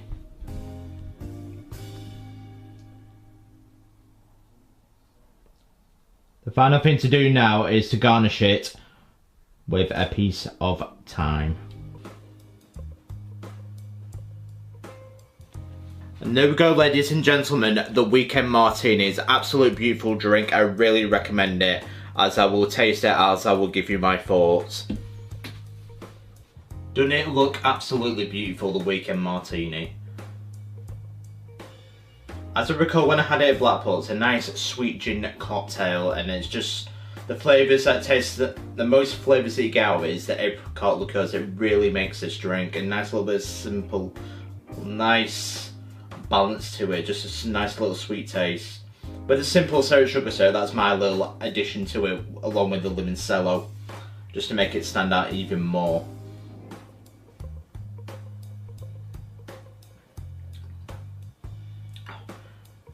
It tastes like heaven, it's absolutely beautiful. If it's not quite the same recipe, it's near enough there, and it's absolutely banging. With your gin cocktails, normally sour with your gin, because it's quite a sour spirit, the gin. But with the apricot liqueur in it, it just gives it that nice, fruity, beautiful taste with it. The apricot, like, really brings out the sweetness of this drink. It's an absolutely beautiful cocktail. A nice garnish with the thyme. But with the nice garnish, just a beautifully decorated drink, and the taste is absolutely beautiful. It's just unique. It's a nice, beautiful taste. I can't say it enough. It's close to 9. If I had to give it a score, I think I'd give it 9.5 out of 10. I remember Jason loving this in Blackpool, and it's like, it just really stands out. It's absolutely beautiful. It's an absolutely beautifully crafted cocktail, and it's just beautiful. I would have again if I ever go back to Blackpool Beach House. It's just absolutely fantastic. This is as close as what I can get to it. But that is my recipe. I really recommend it. The weekend martini is a must try. I really recommend you have this cocktail. It is beautiful. As that, guys, is my recipe for this cocktail. Let me know if you ever do make this drink. Let me know your thoughts, as I really want to hear from you if you do make this, as it's really recommend it. But that, guys, is the weekend martini, guys. Don't forget to like and subscribe to Mix It for more cocktails like this, as well on the road to 2K, as I will see you guys for my next cocktail video. Cheers.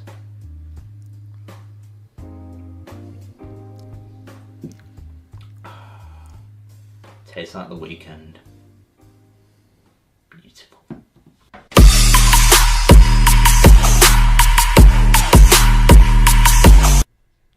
And a big thank you to McSid for providing today's halftime entertainment. So we are back underway here at the Etihad Stadium, Manchester City, now attacking the North Stand, the stand that's going to be constructed and ready for January of 2026. Although, here's Jeremy Doku to the byline, which one across, and keeper spilled it. City can't square it across, not yet anyway, and Brighton are going to get that one clear. It was a big opportunity that early in the half of Manchester City. Been a great time to have scored that.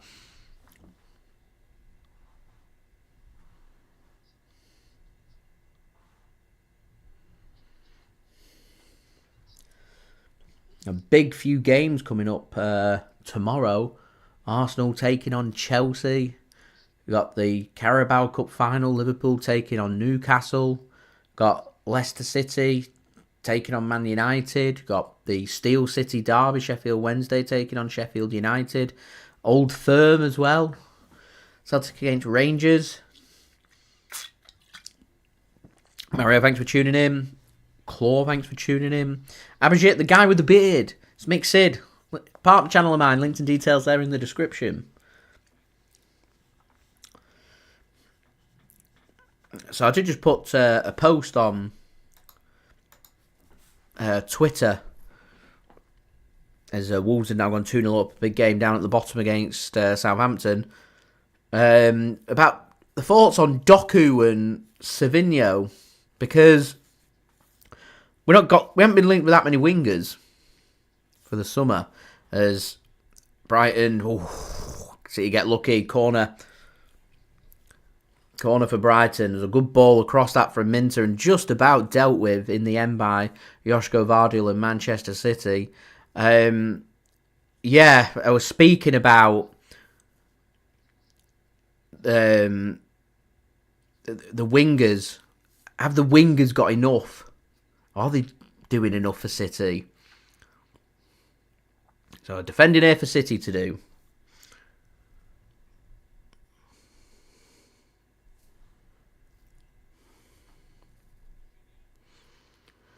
Hooked in and it's going to go in. It's an own goal. A Khusanov own goal. He's frustrated.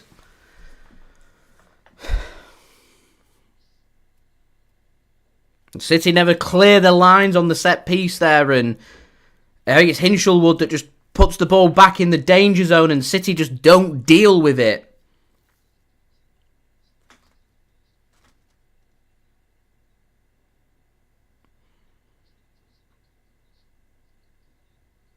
He's onside, all onside. I think it's Khusanov playing everybody onside and then the man that scores the own goal. 2-2, not offside. Khusanov's been excellent for Manchester City for the most part. He's at fault there for the goal though.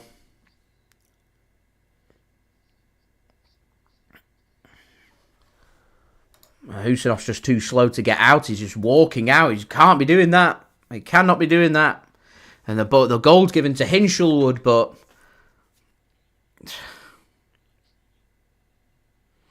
poor clearance that from Ortega, and the hard work of the first half undone in minutes by Manchester City, doing it themselves. And it's the most frustrating thing about Man City's season. That, you know, they're their own worst enemy. They are their own worst enemy.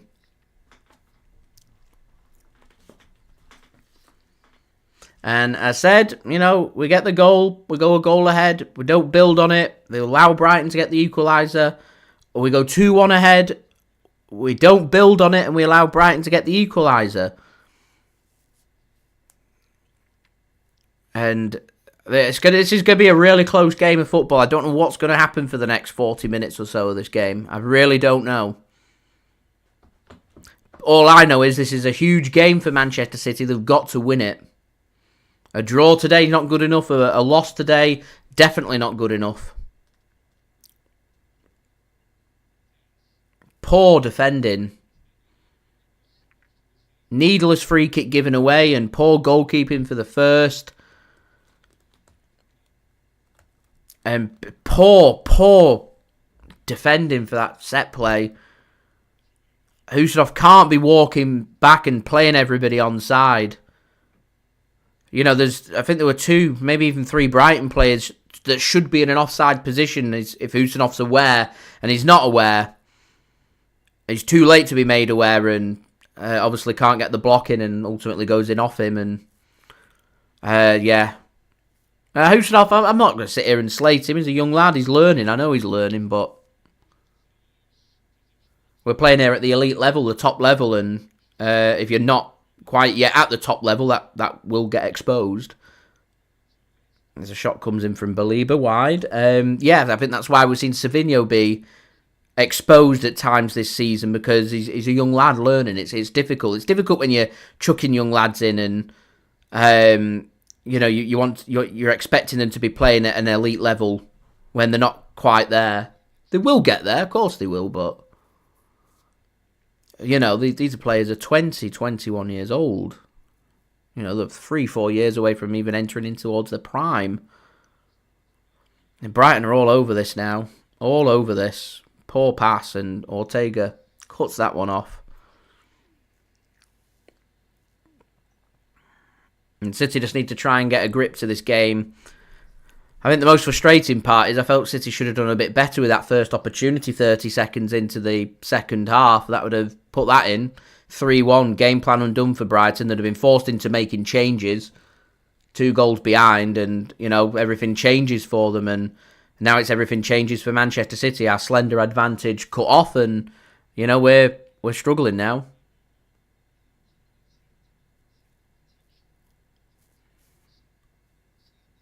So,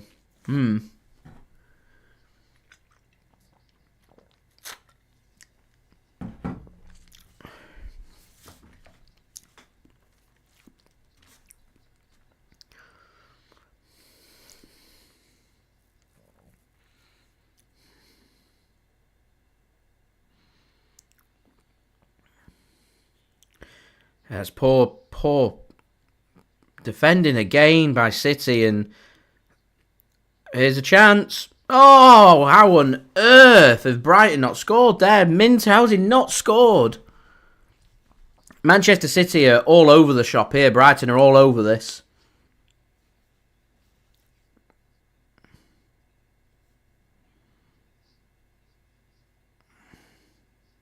He was possibly offside, so it wouldn't have counted, but you're not to know that, and I think it just goes straight through Minter's legs. I don't know how he doesn't make contacts, and I don't know how he doesn't score, to be honest. City are struggling for control of this game.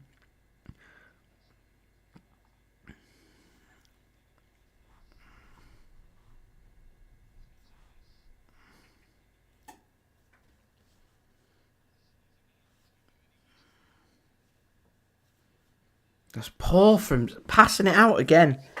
Oh, man. This has been... We've been playing 8 minutes, just over 8 minutes, and this is some of the worst 8 minutes that I've seen from City this season.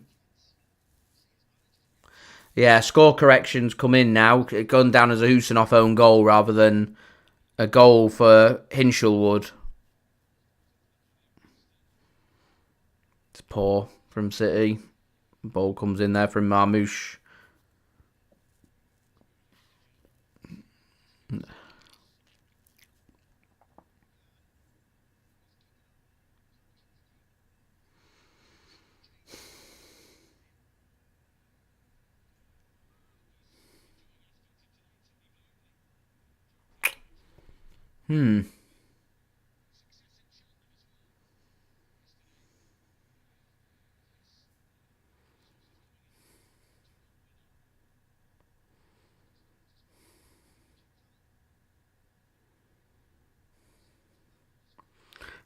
Looking for the through ball, can't thread it through, and Brighton are going to come away with the ball once more. And the issue City are having is within 1 or 2 passes, Brighton are turning defence into very quick counter-attacks. And City are just struggling with them numbers, with how high up the line is, the defensive line of Manchester City, and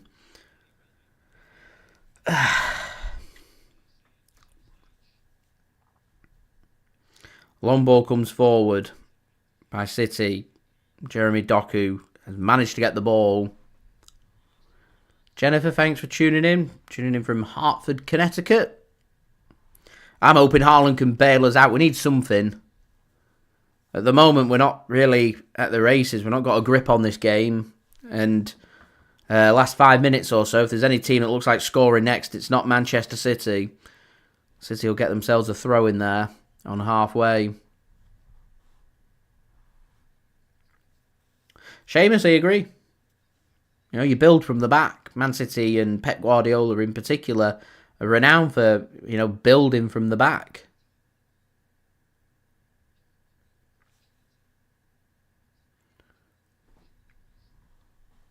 Yet really struggled this season, really struggled, and it's not the best of balls from Brighton, and it's a cheap throwing given away by them. It is a bit shaky from City at the moment. Junaid, I agree.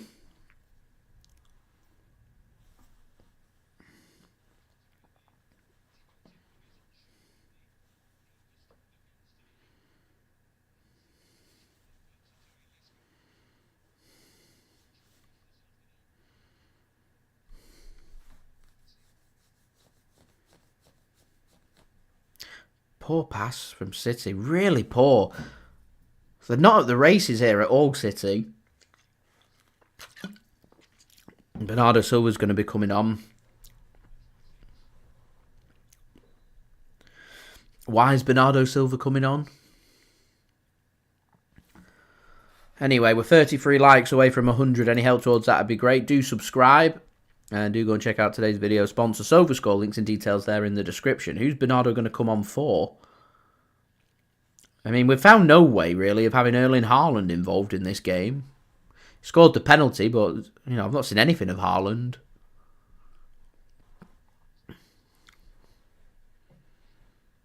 Yeah, so Bernardo is going to come on. Is it going to be 4?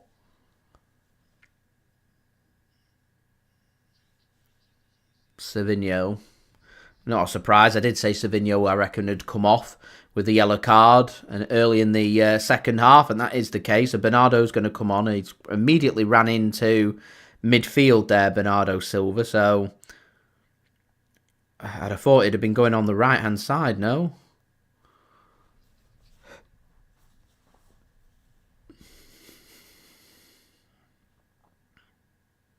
Again, it's a poor giveaway from Manchester City here. And Josko Gvardiol does very well to win the ball back. Good sliding challenge. Doku's intercepted. A chance here for Brighton to put something into the box. Works well to the edge of the penalty area and the shot comes in and it's wide. Adrian, yeah, Bernardo on for Savinho. I'm waiting to see if it's a straight up swap on the right wing.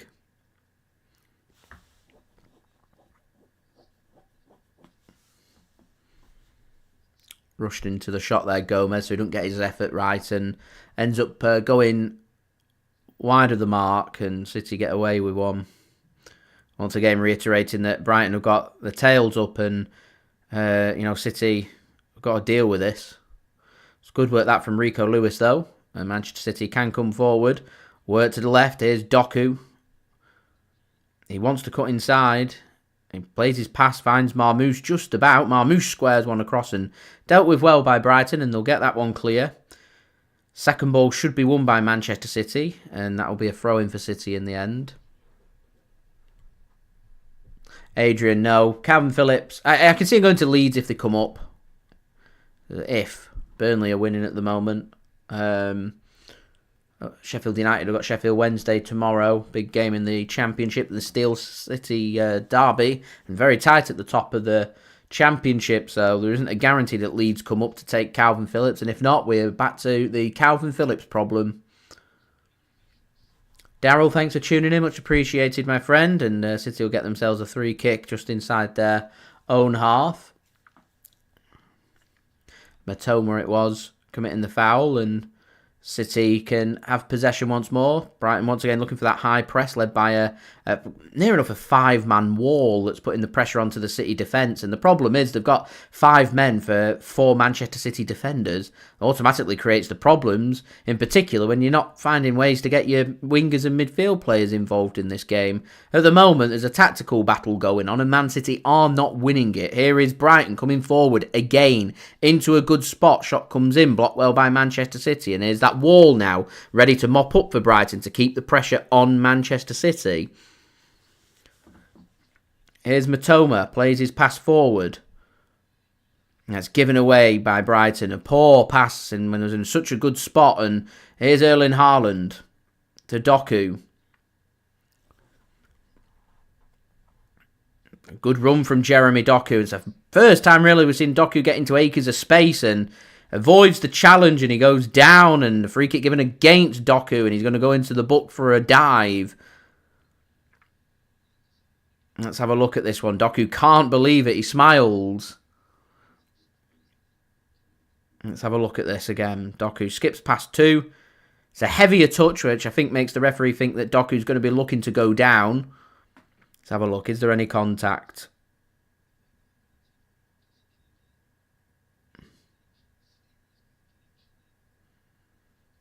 I don't think there's much in it, to be honest. I think he chucks himself down when he realises he's taking a heavier touch. There isn't any contact from the defender. I think because Doku asks for the free kick, it's classed as simulation. Whereas I think if Doku didn't ask for the free kick, he could have just said I was jumping over it and lost my balance. That's a good touch there from Josko Gvardiol. Really good from Josko Gvardiol. Oh, that's a beautiful ball from Josko Gvardiol. Marmoush, surely. Oh, what a save. How's Marmoush not scored? And the flag goes up against Marmoush now. That was a wonderful, wonderful ball from Josko Gvardiol. And he looks to round the keeper and I have no idea how the keeper gets on. Gets there. He is offside. He's just about offside, so it wouldn't have counted. But a lovely play from Josko Gvardiol and not the best of finishes there from Omar Marmoush.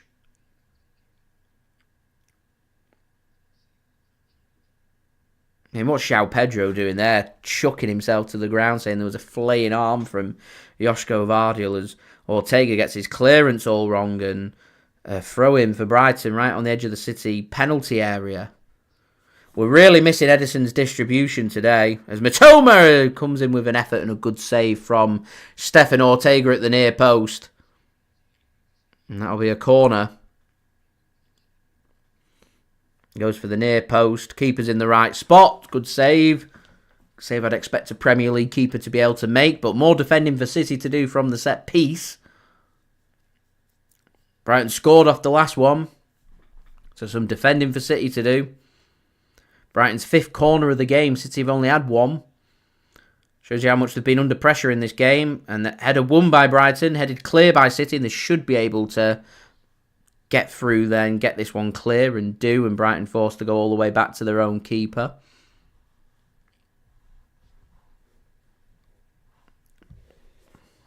And that's poor pass from Brighton. There's a bit passing from Brighton that's been a bit wayward at times. Overall, been pretty excellent, Brighton, but a bit wayward at times. Had they not had these wayward passes, City would have been under tremendous, tremendous pressure.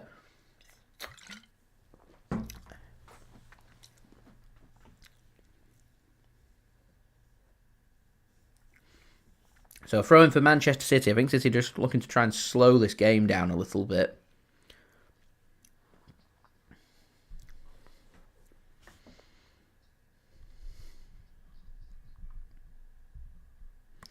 Good sliding challenge from City.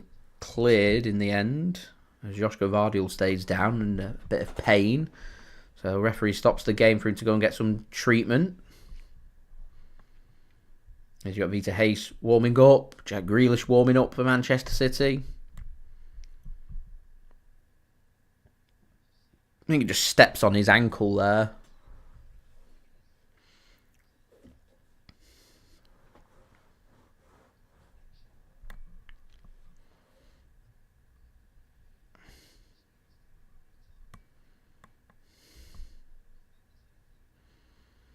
Have a look at it. He just steps on him.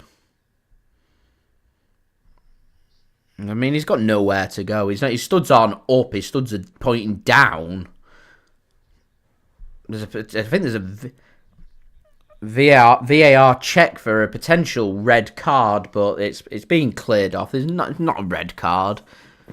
His sliding challenge comes in. The player's challenging for the ball, and his foot's pointing down because his foot's in the air, and it's going to come back down because gravity's going to bring it back down, and then steps on him.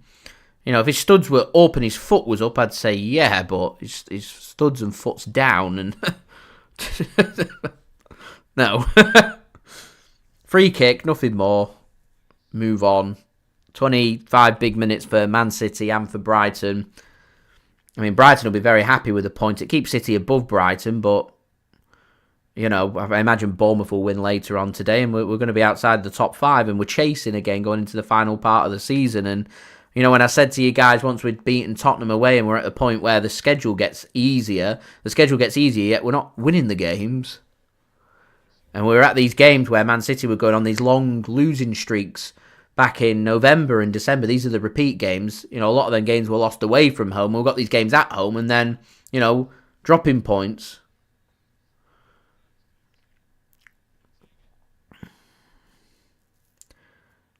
It's a poor giveaway from Brighton again. There's a needless bit of possession given away. Thank you very much, Mike. Much appreciated. Thank you for tuning in.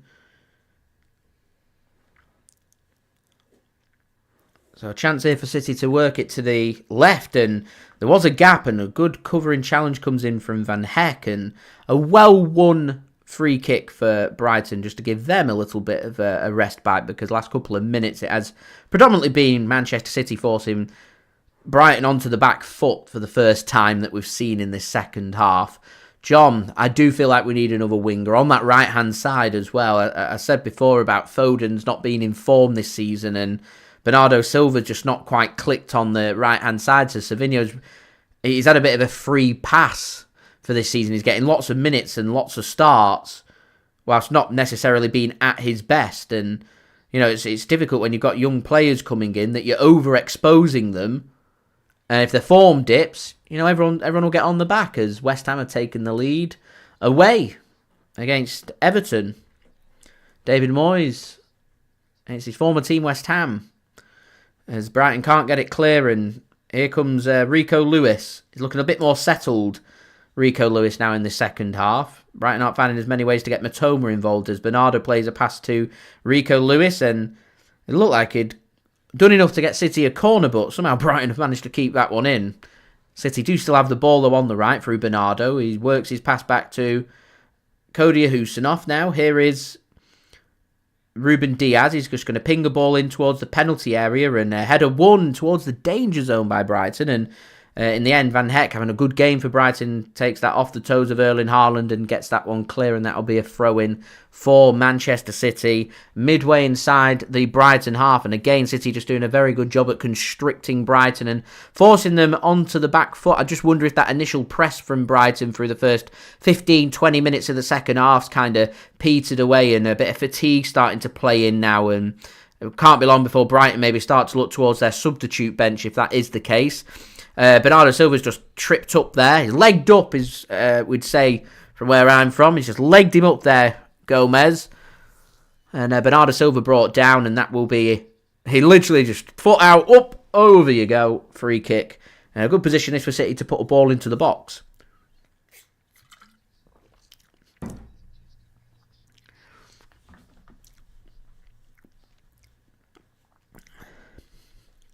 So what can City do from this set piece? It's been very much a set piece kind of game.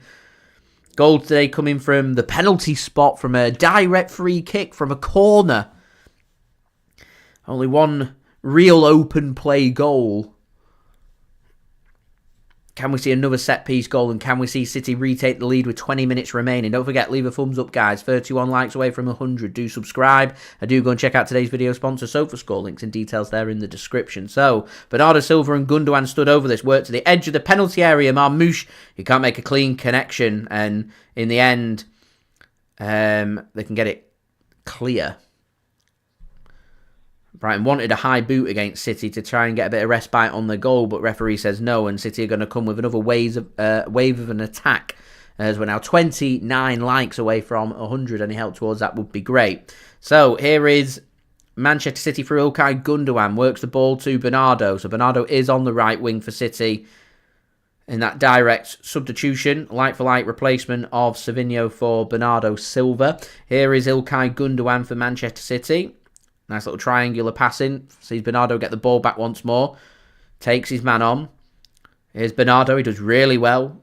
Finds Gundogan. Puts a ball in. Headed clear. Who's there? Van Heck's there to get the header for Brighton as Jeremy Doku looks to take his man on.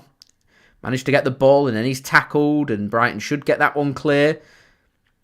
Only for Manchester City to get their foot onto it. Josko Gvardiol looks like he might win this one for City. And he's done really well here, Josko Gvardiol. In the end, Joao Pedro's back, gets the ball clear for Brighton. City should keep Brighton penned in here and do. Into the penalty area, forced wide. Ball comes across from Nico Gonzalez and Brighton can get their foot onto it and get that one clear. Here's City then coming forward once more. They need to try and stretch this. They've got wide players in. Doku needs to make a direct run for me. Marmoush puts a ball into the box, headed clear. Got to be a bit more direct. Work to the right. Here's Bernardo. Can they get a ball across? He can get a corner. Good defending by Estepinian. Goal scorer for Brighton's first today. And a corner for City. Adrian, yeah, I agree. Savinho, Haaland, Marmoush, Doku. There should be opportunities left, right and centre. The wingers weren't really clicking for City today. There wasn't space. Mix that in with off days for Savinho and Doku and weren't clicking. I'm surprised Doku's still on the pitch, to be honest. Anyway, here's a chance here for Gundogan from this set piece. Can he put a good ball in the box? Ask a question. Header won by City. Flicked in and header straight at the keeper. And comfortable for Verbruggen in goal for Brighton. Time running out here for Manchester City. Long ball forward by Brighton. Doesn't work and Ortega will cut that one off.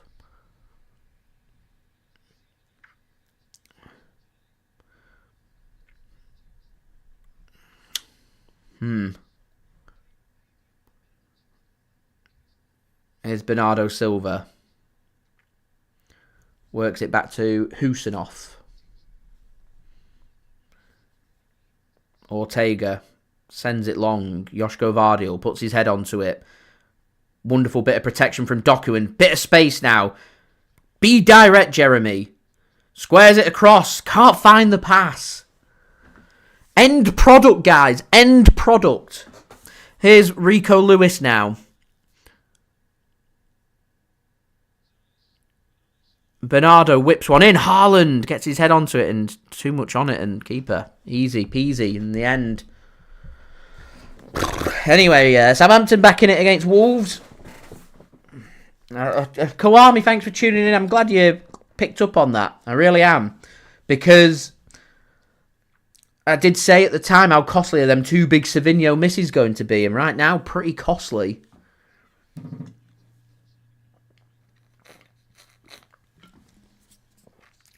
So, see some substitutions made in a second.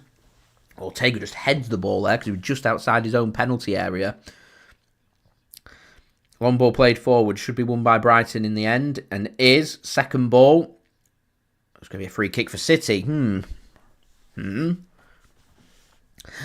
Daryl reckons we're going to win this one. A big 15 minutes. We need to win this one. We need to win it. We're 24 likes now, guys, away from 100. Any help towards that would be great. Do subscribe. And do check out today's video sponsor, SofaScore. Links and details there in the description. So I spoke about Brighton's fatigue taking its toll. When are we going to see them make some changes? 75 minutes in, we're going to see the changes made. We're going to see Rutter and Gomez go off. And Ayari and Welbeck, the quality in through the middle coming on. So they've got extra attackers on there. Joao Pedro, Danny Welbeck, Minter, Mitoma, they're there. Brighton are there. So, big changes. And I think Bernardo Silva, the sub's getting subbed. Bernardo's got a little knock and he's going to go off and Phil Foden's going to come on. Yeah, Bernardo Silva's in a heap of pain there. He's pulled something and he's struggling to walk.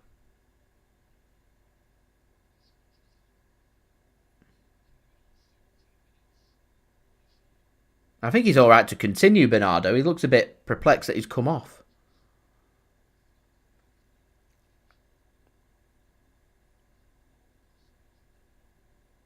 I'm not sure. I'm not sure if he was pulling his face there about that or the fact that he's now got to go the long way round to come off.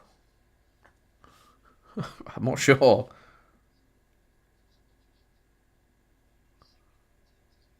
So attacking subs made by Brighton and light for Manchester City. So Phil Foden will go to that right wing for City. And Haaland as well, wins the header, plays his pass, finds Foden. Here's Haaland.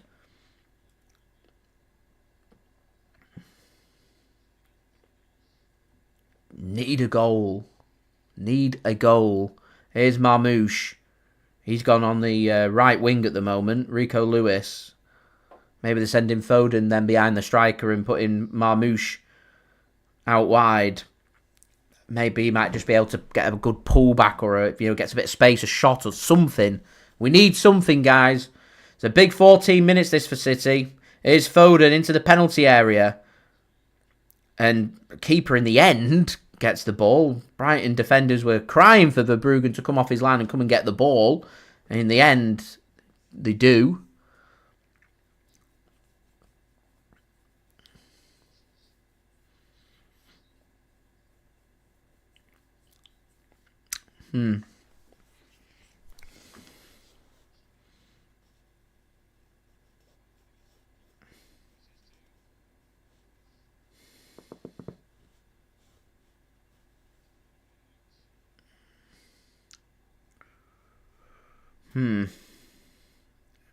That's a good tackle from City to win the ball back.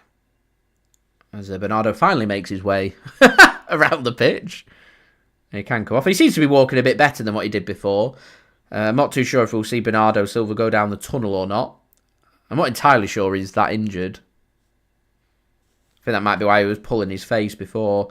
Doku does really well. End product, Jeremy. What can we do from it? To the byline. Squares one across and corner kick. Dangerous from Doku, but still the end product. The end product. And it's Van Heck there. He's had a real good game, Van Heck, for Brighton today.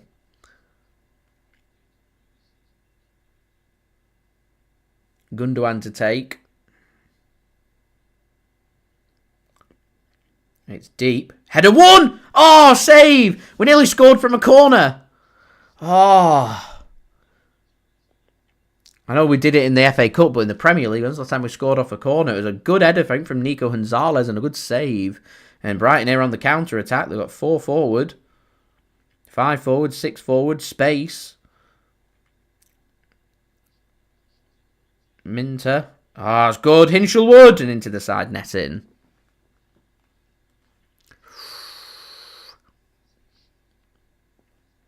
They wanted a ball across there.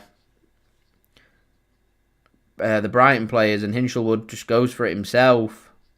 And they don't. And it's a bit of a waste. A replay of that corner. It's a free header. He should score. He hits the post. I thought the keeper saved it. He should score there, Nico.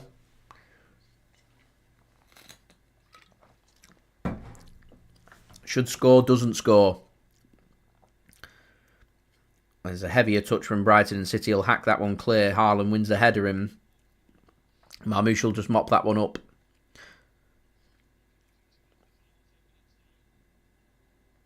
Here's Rico Lewis then.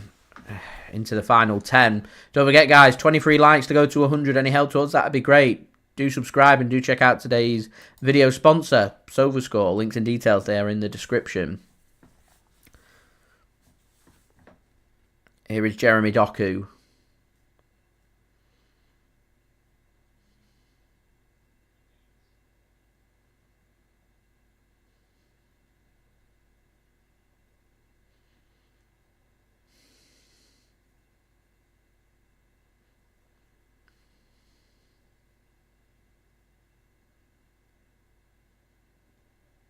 Long ball played forward by Manchester City, and that'll be a free kick for Brighton. Ipswich have got a goal back against Nottingham Forest. That's 3-1.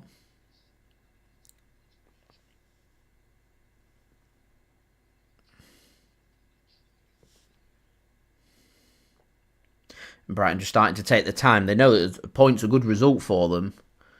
But this point's a good result for all the teams around Brighton and Manchester City. When the teams are facing each other around each other, they want them to be dropping points. So they want a draw.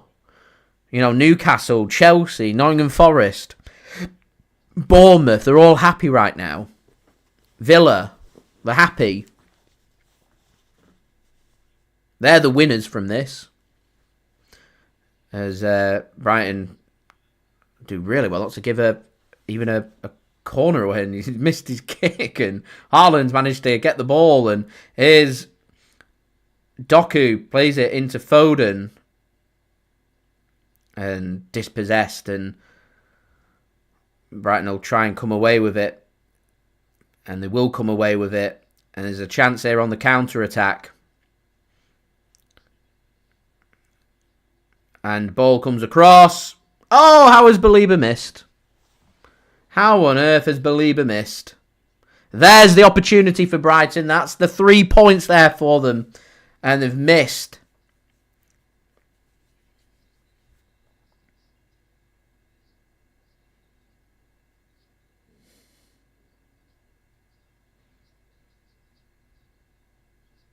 Oh, it's a bad miss. Bad miss. He gets. Do you know, he skies it. He gets it all wrong. He has to score.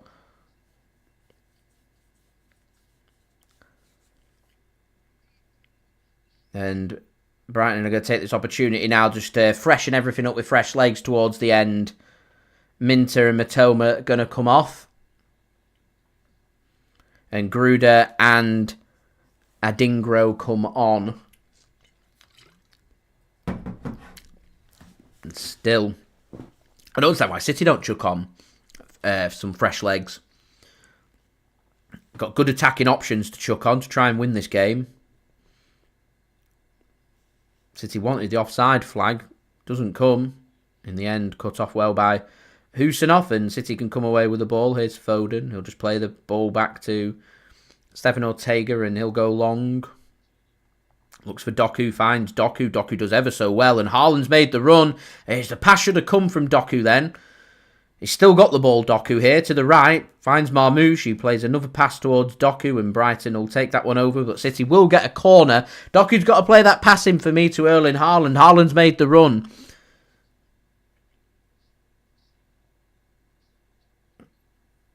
End product. Really struggled with end product. I know we scored 2 today, but there's been opportunities for us to create and score goals, and ultimately, you know, a team as good as Brighton are going to score goals. We're going to score goals. It's a case of score one more than you. That's going to be given away here by Brighton. No, it's Van Heck. He's had a heck of a game.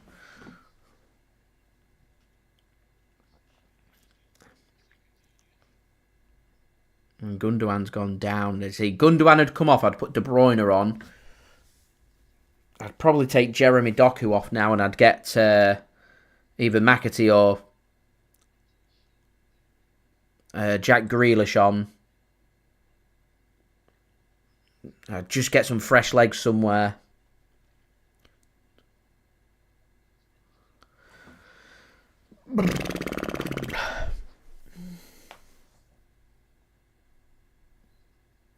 So KDB is going to come on. So Bernardo's not gone down the tunnel. Jack Grealish ain't coming on. He's still on the bench, not even warming up. So De Bruyne is going to come on. And that'll be a throw-in for Brighton then. 5 minutes to go.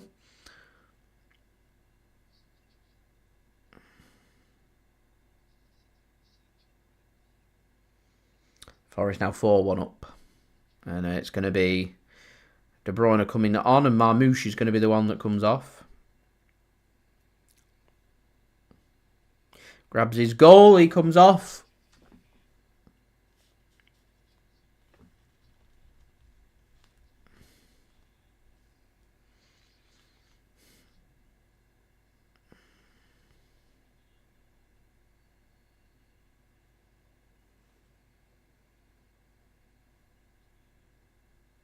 And Belieber's going to come off for Brighton, fresh from that miss that probably should have won it for Brighton.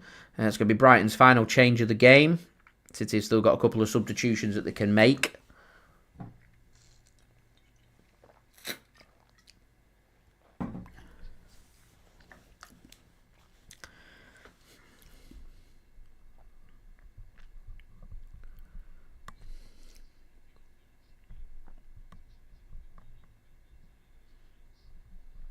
Brighton's going to send this one long then. 4 minutes. There'll be a little bit added on, you'd imagine, maybe 4 minutes or so.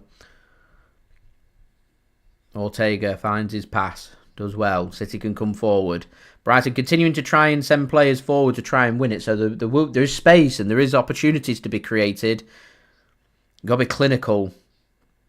Here's City coming forward. Foden to De Bruyne. Pass sells De Bruyne short, and Brighton are going to get themselves a throw-in. Cheap throw-in given away there by Manchester City. I criticised Brighton for it before, and I'm going to criticise City for it. Needlessly giving the ball away when they just don't need to. Anyway, guys, don't forget, leave a thumbs up on the video. Now 19 likes away from 100. Do subscribe and do go and check out today's video sponsor, SofaScore. Links and details, they are in the description. Into the final 3 minutes. Ball sent forward by Brighton. Unknown, thanks for tuning in. And City haven't dealt with that bouncing ball, and Brighton have got the ball back just on the edge of the City penalty area. Here's Joao Pedro, causing City problems. A chance here for Brighton to maybe get a ball into the box. They've got players forward if they want to. And it's going to be given away. Although it will be a throw-in to Brighton. Estepinan's gone down. Sees that Brighton has still got the ball. So he miraculously manages to get himself back on his feet. And Brighton just work their ball back to their keeper. Amazing. 11 attempts for City. 15 for Brighton. 26 attempts on goal. 6 on target. And that's going to be a free kick for a high foot against Gundogan. Don't really get how Gundogan's on the pitch still. Here we are.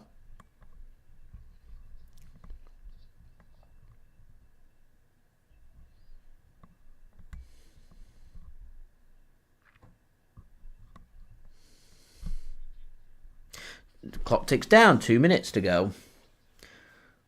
It's a waste of a ball forward from Brighton, and Ortega just picks that one up, and City can come forward here through Kevin De Bruyne. He finds Phil Foden. He cuts inside. He's got De Bruyne as an option. He's still got the ball here, and in the end, Foden will get a free kick for City.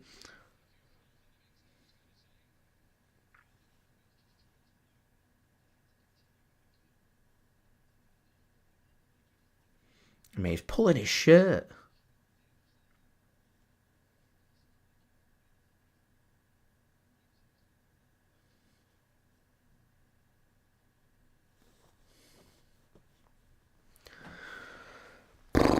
So, set piece. It's been a set piece kind of day. Can we make this one count? De Bruyne stood over it. Good time to score this.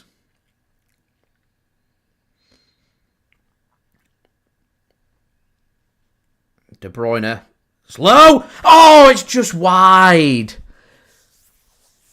It's just wide. It had Verbruggen stretched.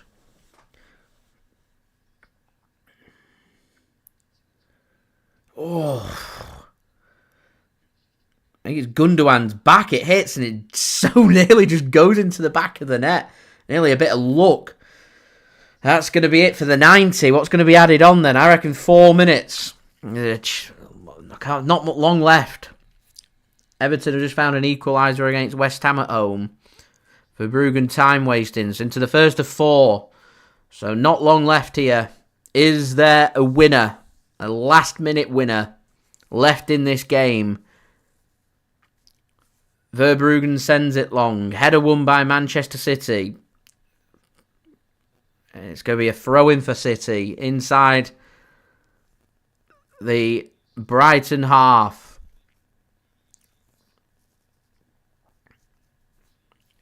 Here's Ruben Dias. Jeremy Doku does well. Oh, he's done really well. He should keep this in. He gets it across and he'll get a corner.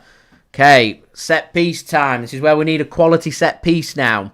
Don't forget, guys, 18 likes away from 100. Any help towards that would be great. Do subscribe and do check out today's video sponsor, SofaScore. Links and details there in the description. So De Bruyne has stood over this. 3 minutes remaining of this game.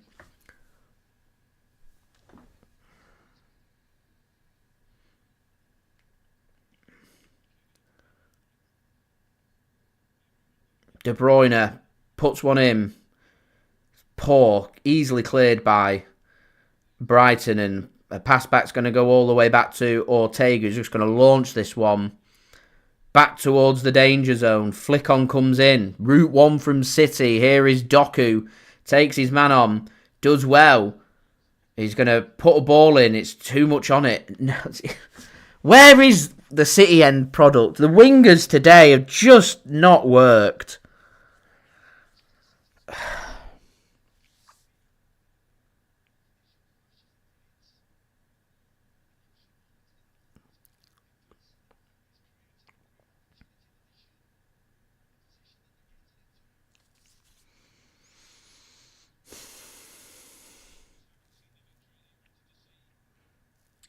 Honestly, guys, this is not a good result today for Manchester City. It could be very costly come the end of the season. I think this is 2 points dropped.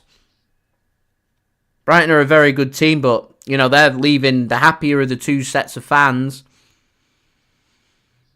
And this could be very costly for City come the end of the season. Form's been inconsistent. This inconsistent form's just... It's turning into a poor run of form again. And they don't have the answers. Here's Doku into the final minute of the game. He pushed, re-kick. No, referee says play on. Doku can't believe it. Brighton get it clear. He's got nowhere to go. He's well intercepted that by City. He had nowhere to go, so what we didn't want to do was foul him, because that means City won't be winning the game. Brighton had eat away at the clock. So, last minute. It's now or never for Manchester City. De Bruyne. Now's the perfect time to score. There is no coming back for Brighton. It's a poor giveaway. There's no coming back for City if Brighton can get an opportunity.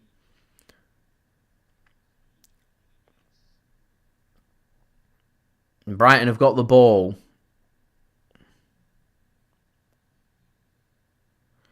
Cleared by Verbruggen. Header won by Man City. They've got the ball. They've got 20 seconds. 20 seconds. It's got to be route 1. Ruben Dias sends it long. Header won by Brighton. It's just poor this from Manchester City. Really, really poor. They can't get hold of the ball. They're going to drop points here. Brighton just knocking the ball. They're going to get it cleared away from the goal. Header won. And it looks like it's just going to fizzle out. Yeah.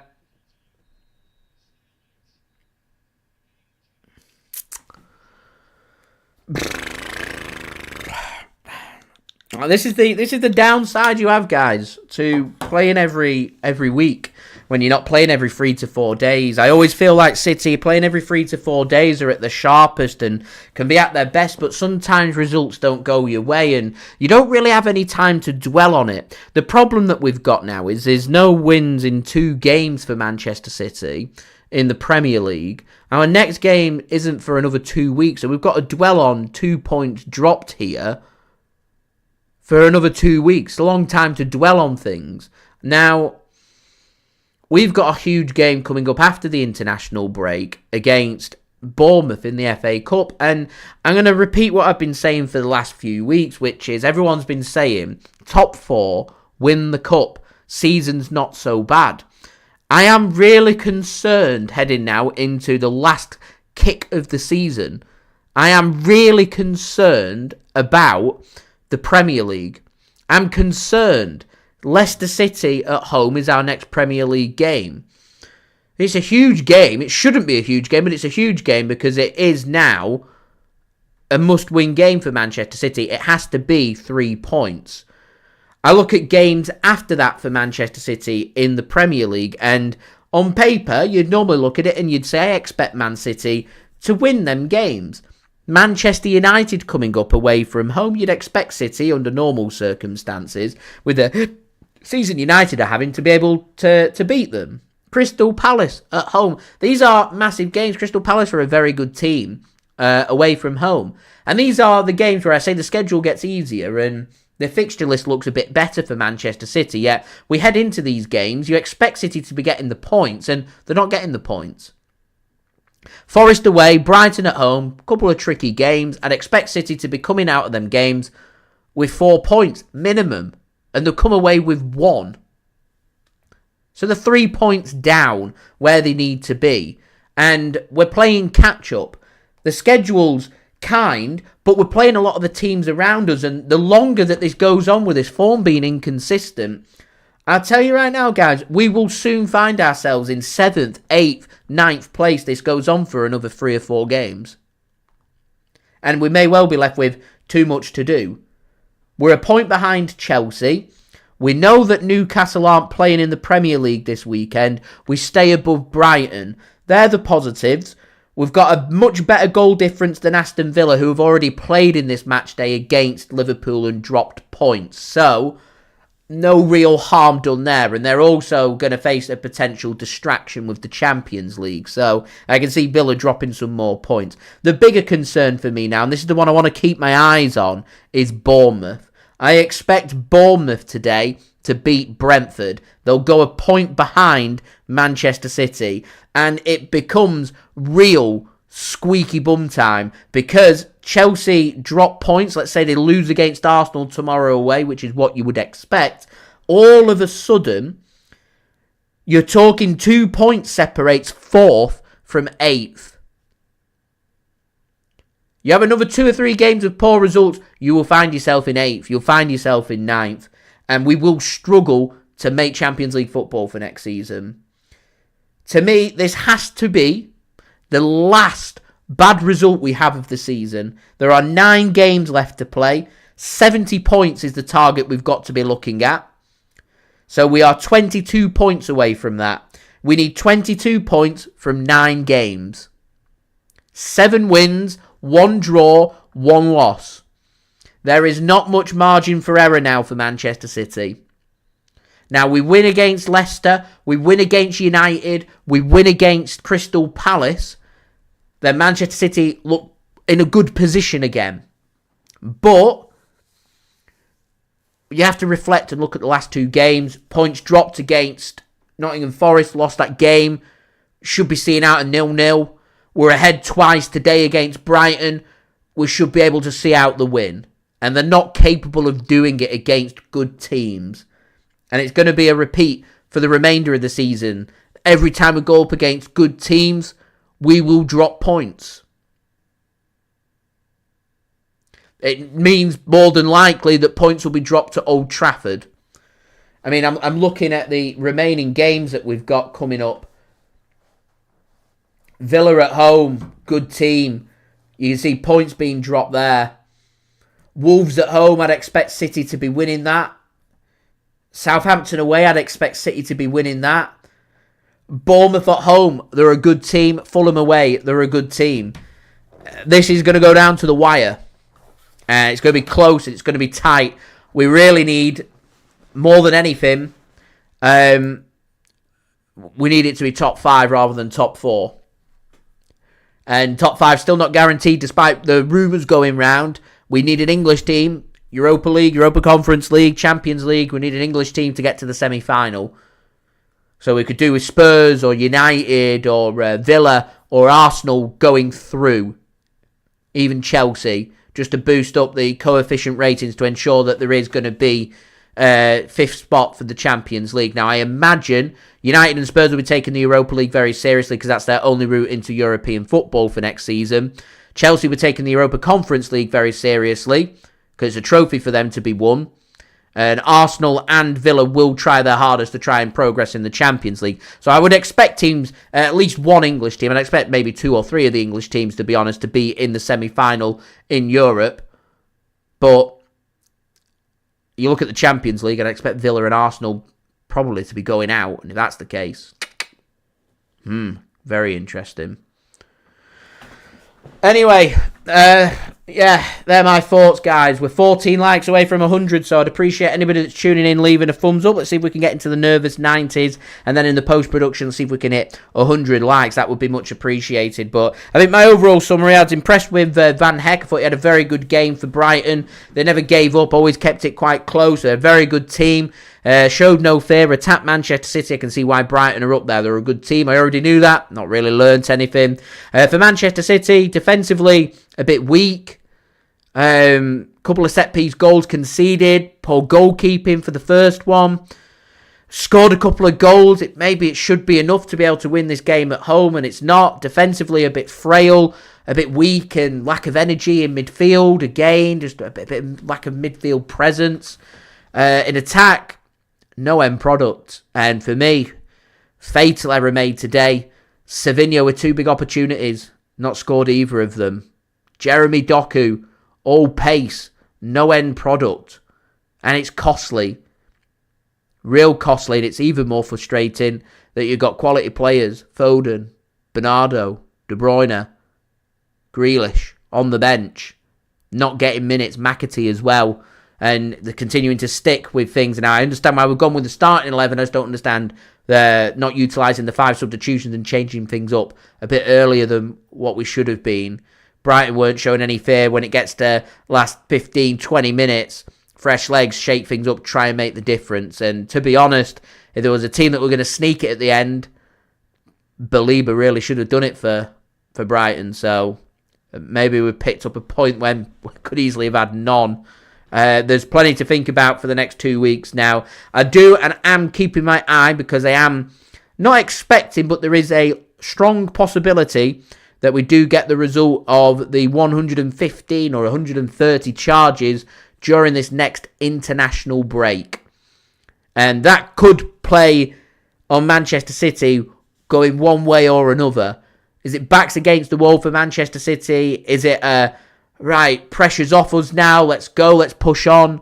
There's a big couple of weeks coming up here in the international break, so I suspect that I might be quite busy for the remainder of the season, including in the international break. I've got my Manchester City loan reports coming up during the international break, and I have got, hopefully, with the schedule being right, a couple of live streams. I'm going to be covering the England games. I know a couple of you guys have been requesting it, so I'm going to do it. I'm going to cover Thomas Tuchel taking charge of England for the first time. A couple of live watch-alongs against Albania and against Latvia. I'll have to link out to that throughout the next week or so for you guys to come and join me for. So I'd appreciate anybody tuning in, even if you're not from England or an England fan.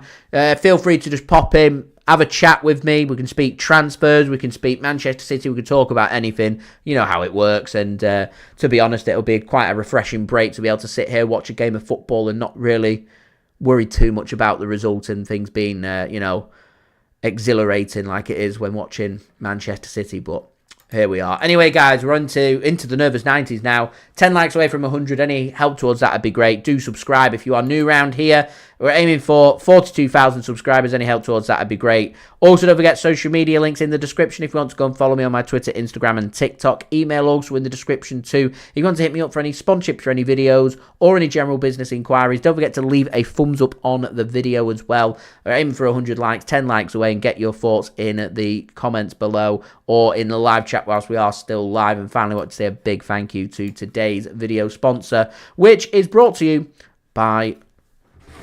I'll move that out of the way so I can load the promo video. SofaScore.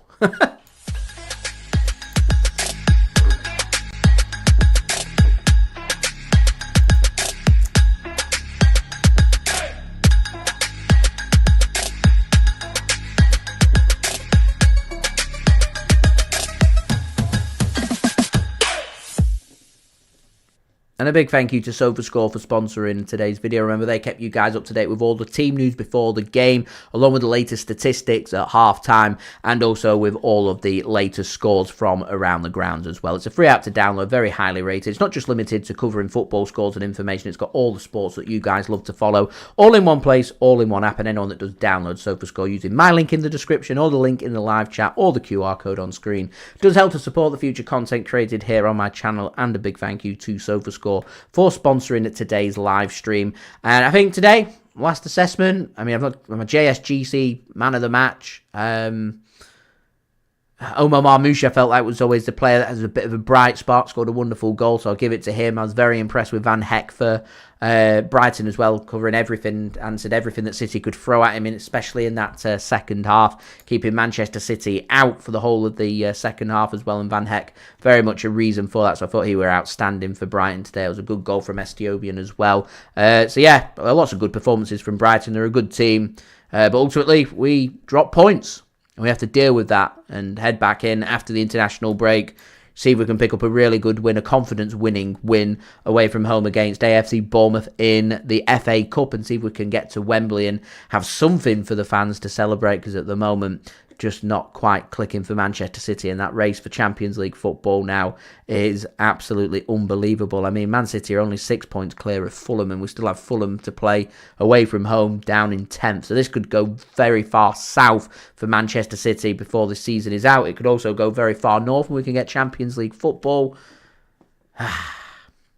When does this season end? I think today really has shown that we need to be looking at wingers, quality wingers as well. Wingers in particular that aren't just pace with no end product. We need pace with end product. And City have got to be looking at that. It's got to be a priority position heading into the summer transfer window. But to bring in the biggest and best players, we need to be in the biggest and best competitions. And we've still got a lot of work to do between now and the end of the season. So I'll see you all for my match reaction video up in the next hour for you guys to enjoy. I will also be back as well for you guys with another live stream during the international break, covering the 2 England games against Albania at home and Latvia at home. So I will see you for that. And we'll be back with my loan reports for you guys to enjoy, transfer updates during the international break, and we'll be back with another Manchester City live watch along for Manchester City's FA Cup game against Bournemouth in 15 days time. I'll see you then on the 30th of March for the next City live watch along. So do leave a thumbs up, 9 likes away from 100, see if we can hit that in the post-production, and I'll see you all again real soon. Enjoy the rest of your Saturday and your weekend, guys. Thanks for watching. Peace. Ciao for now.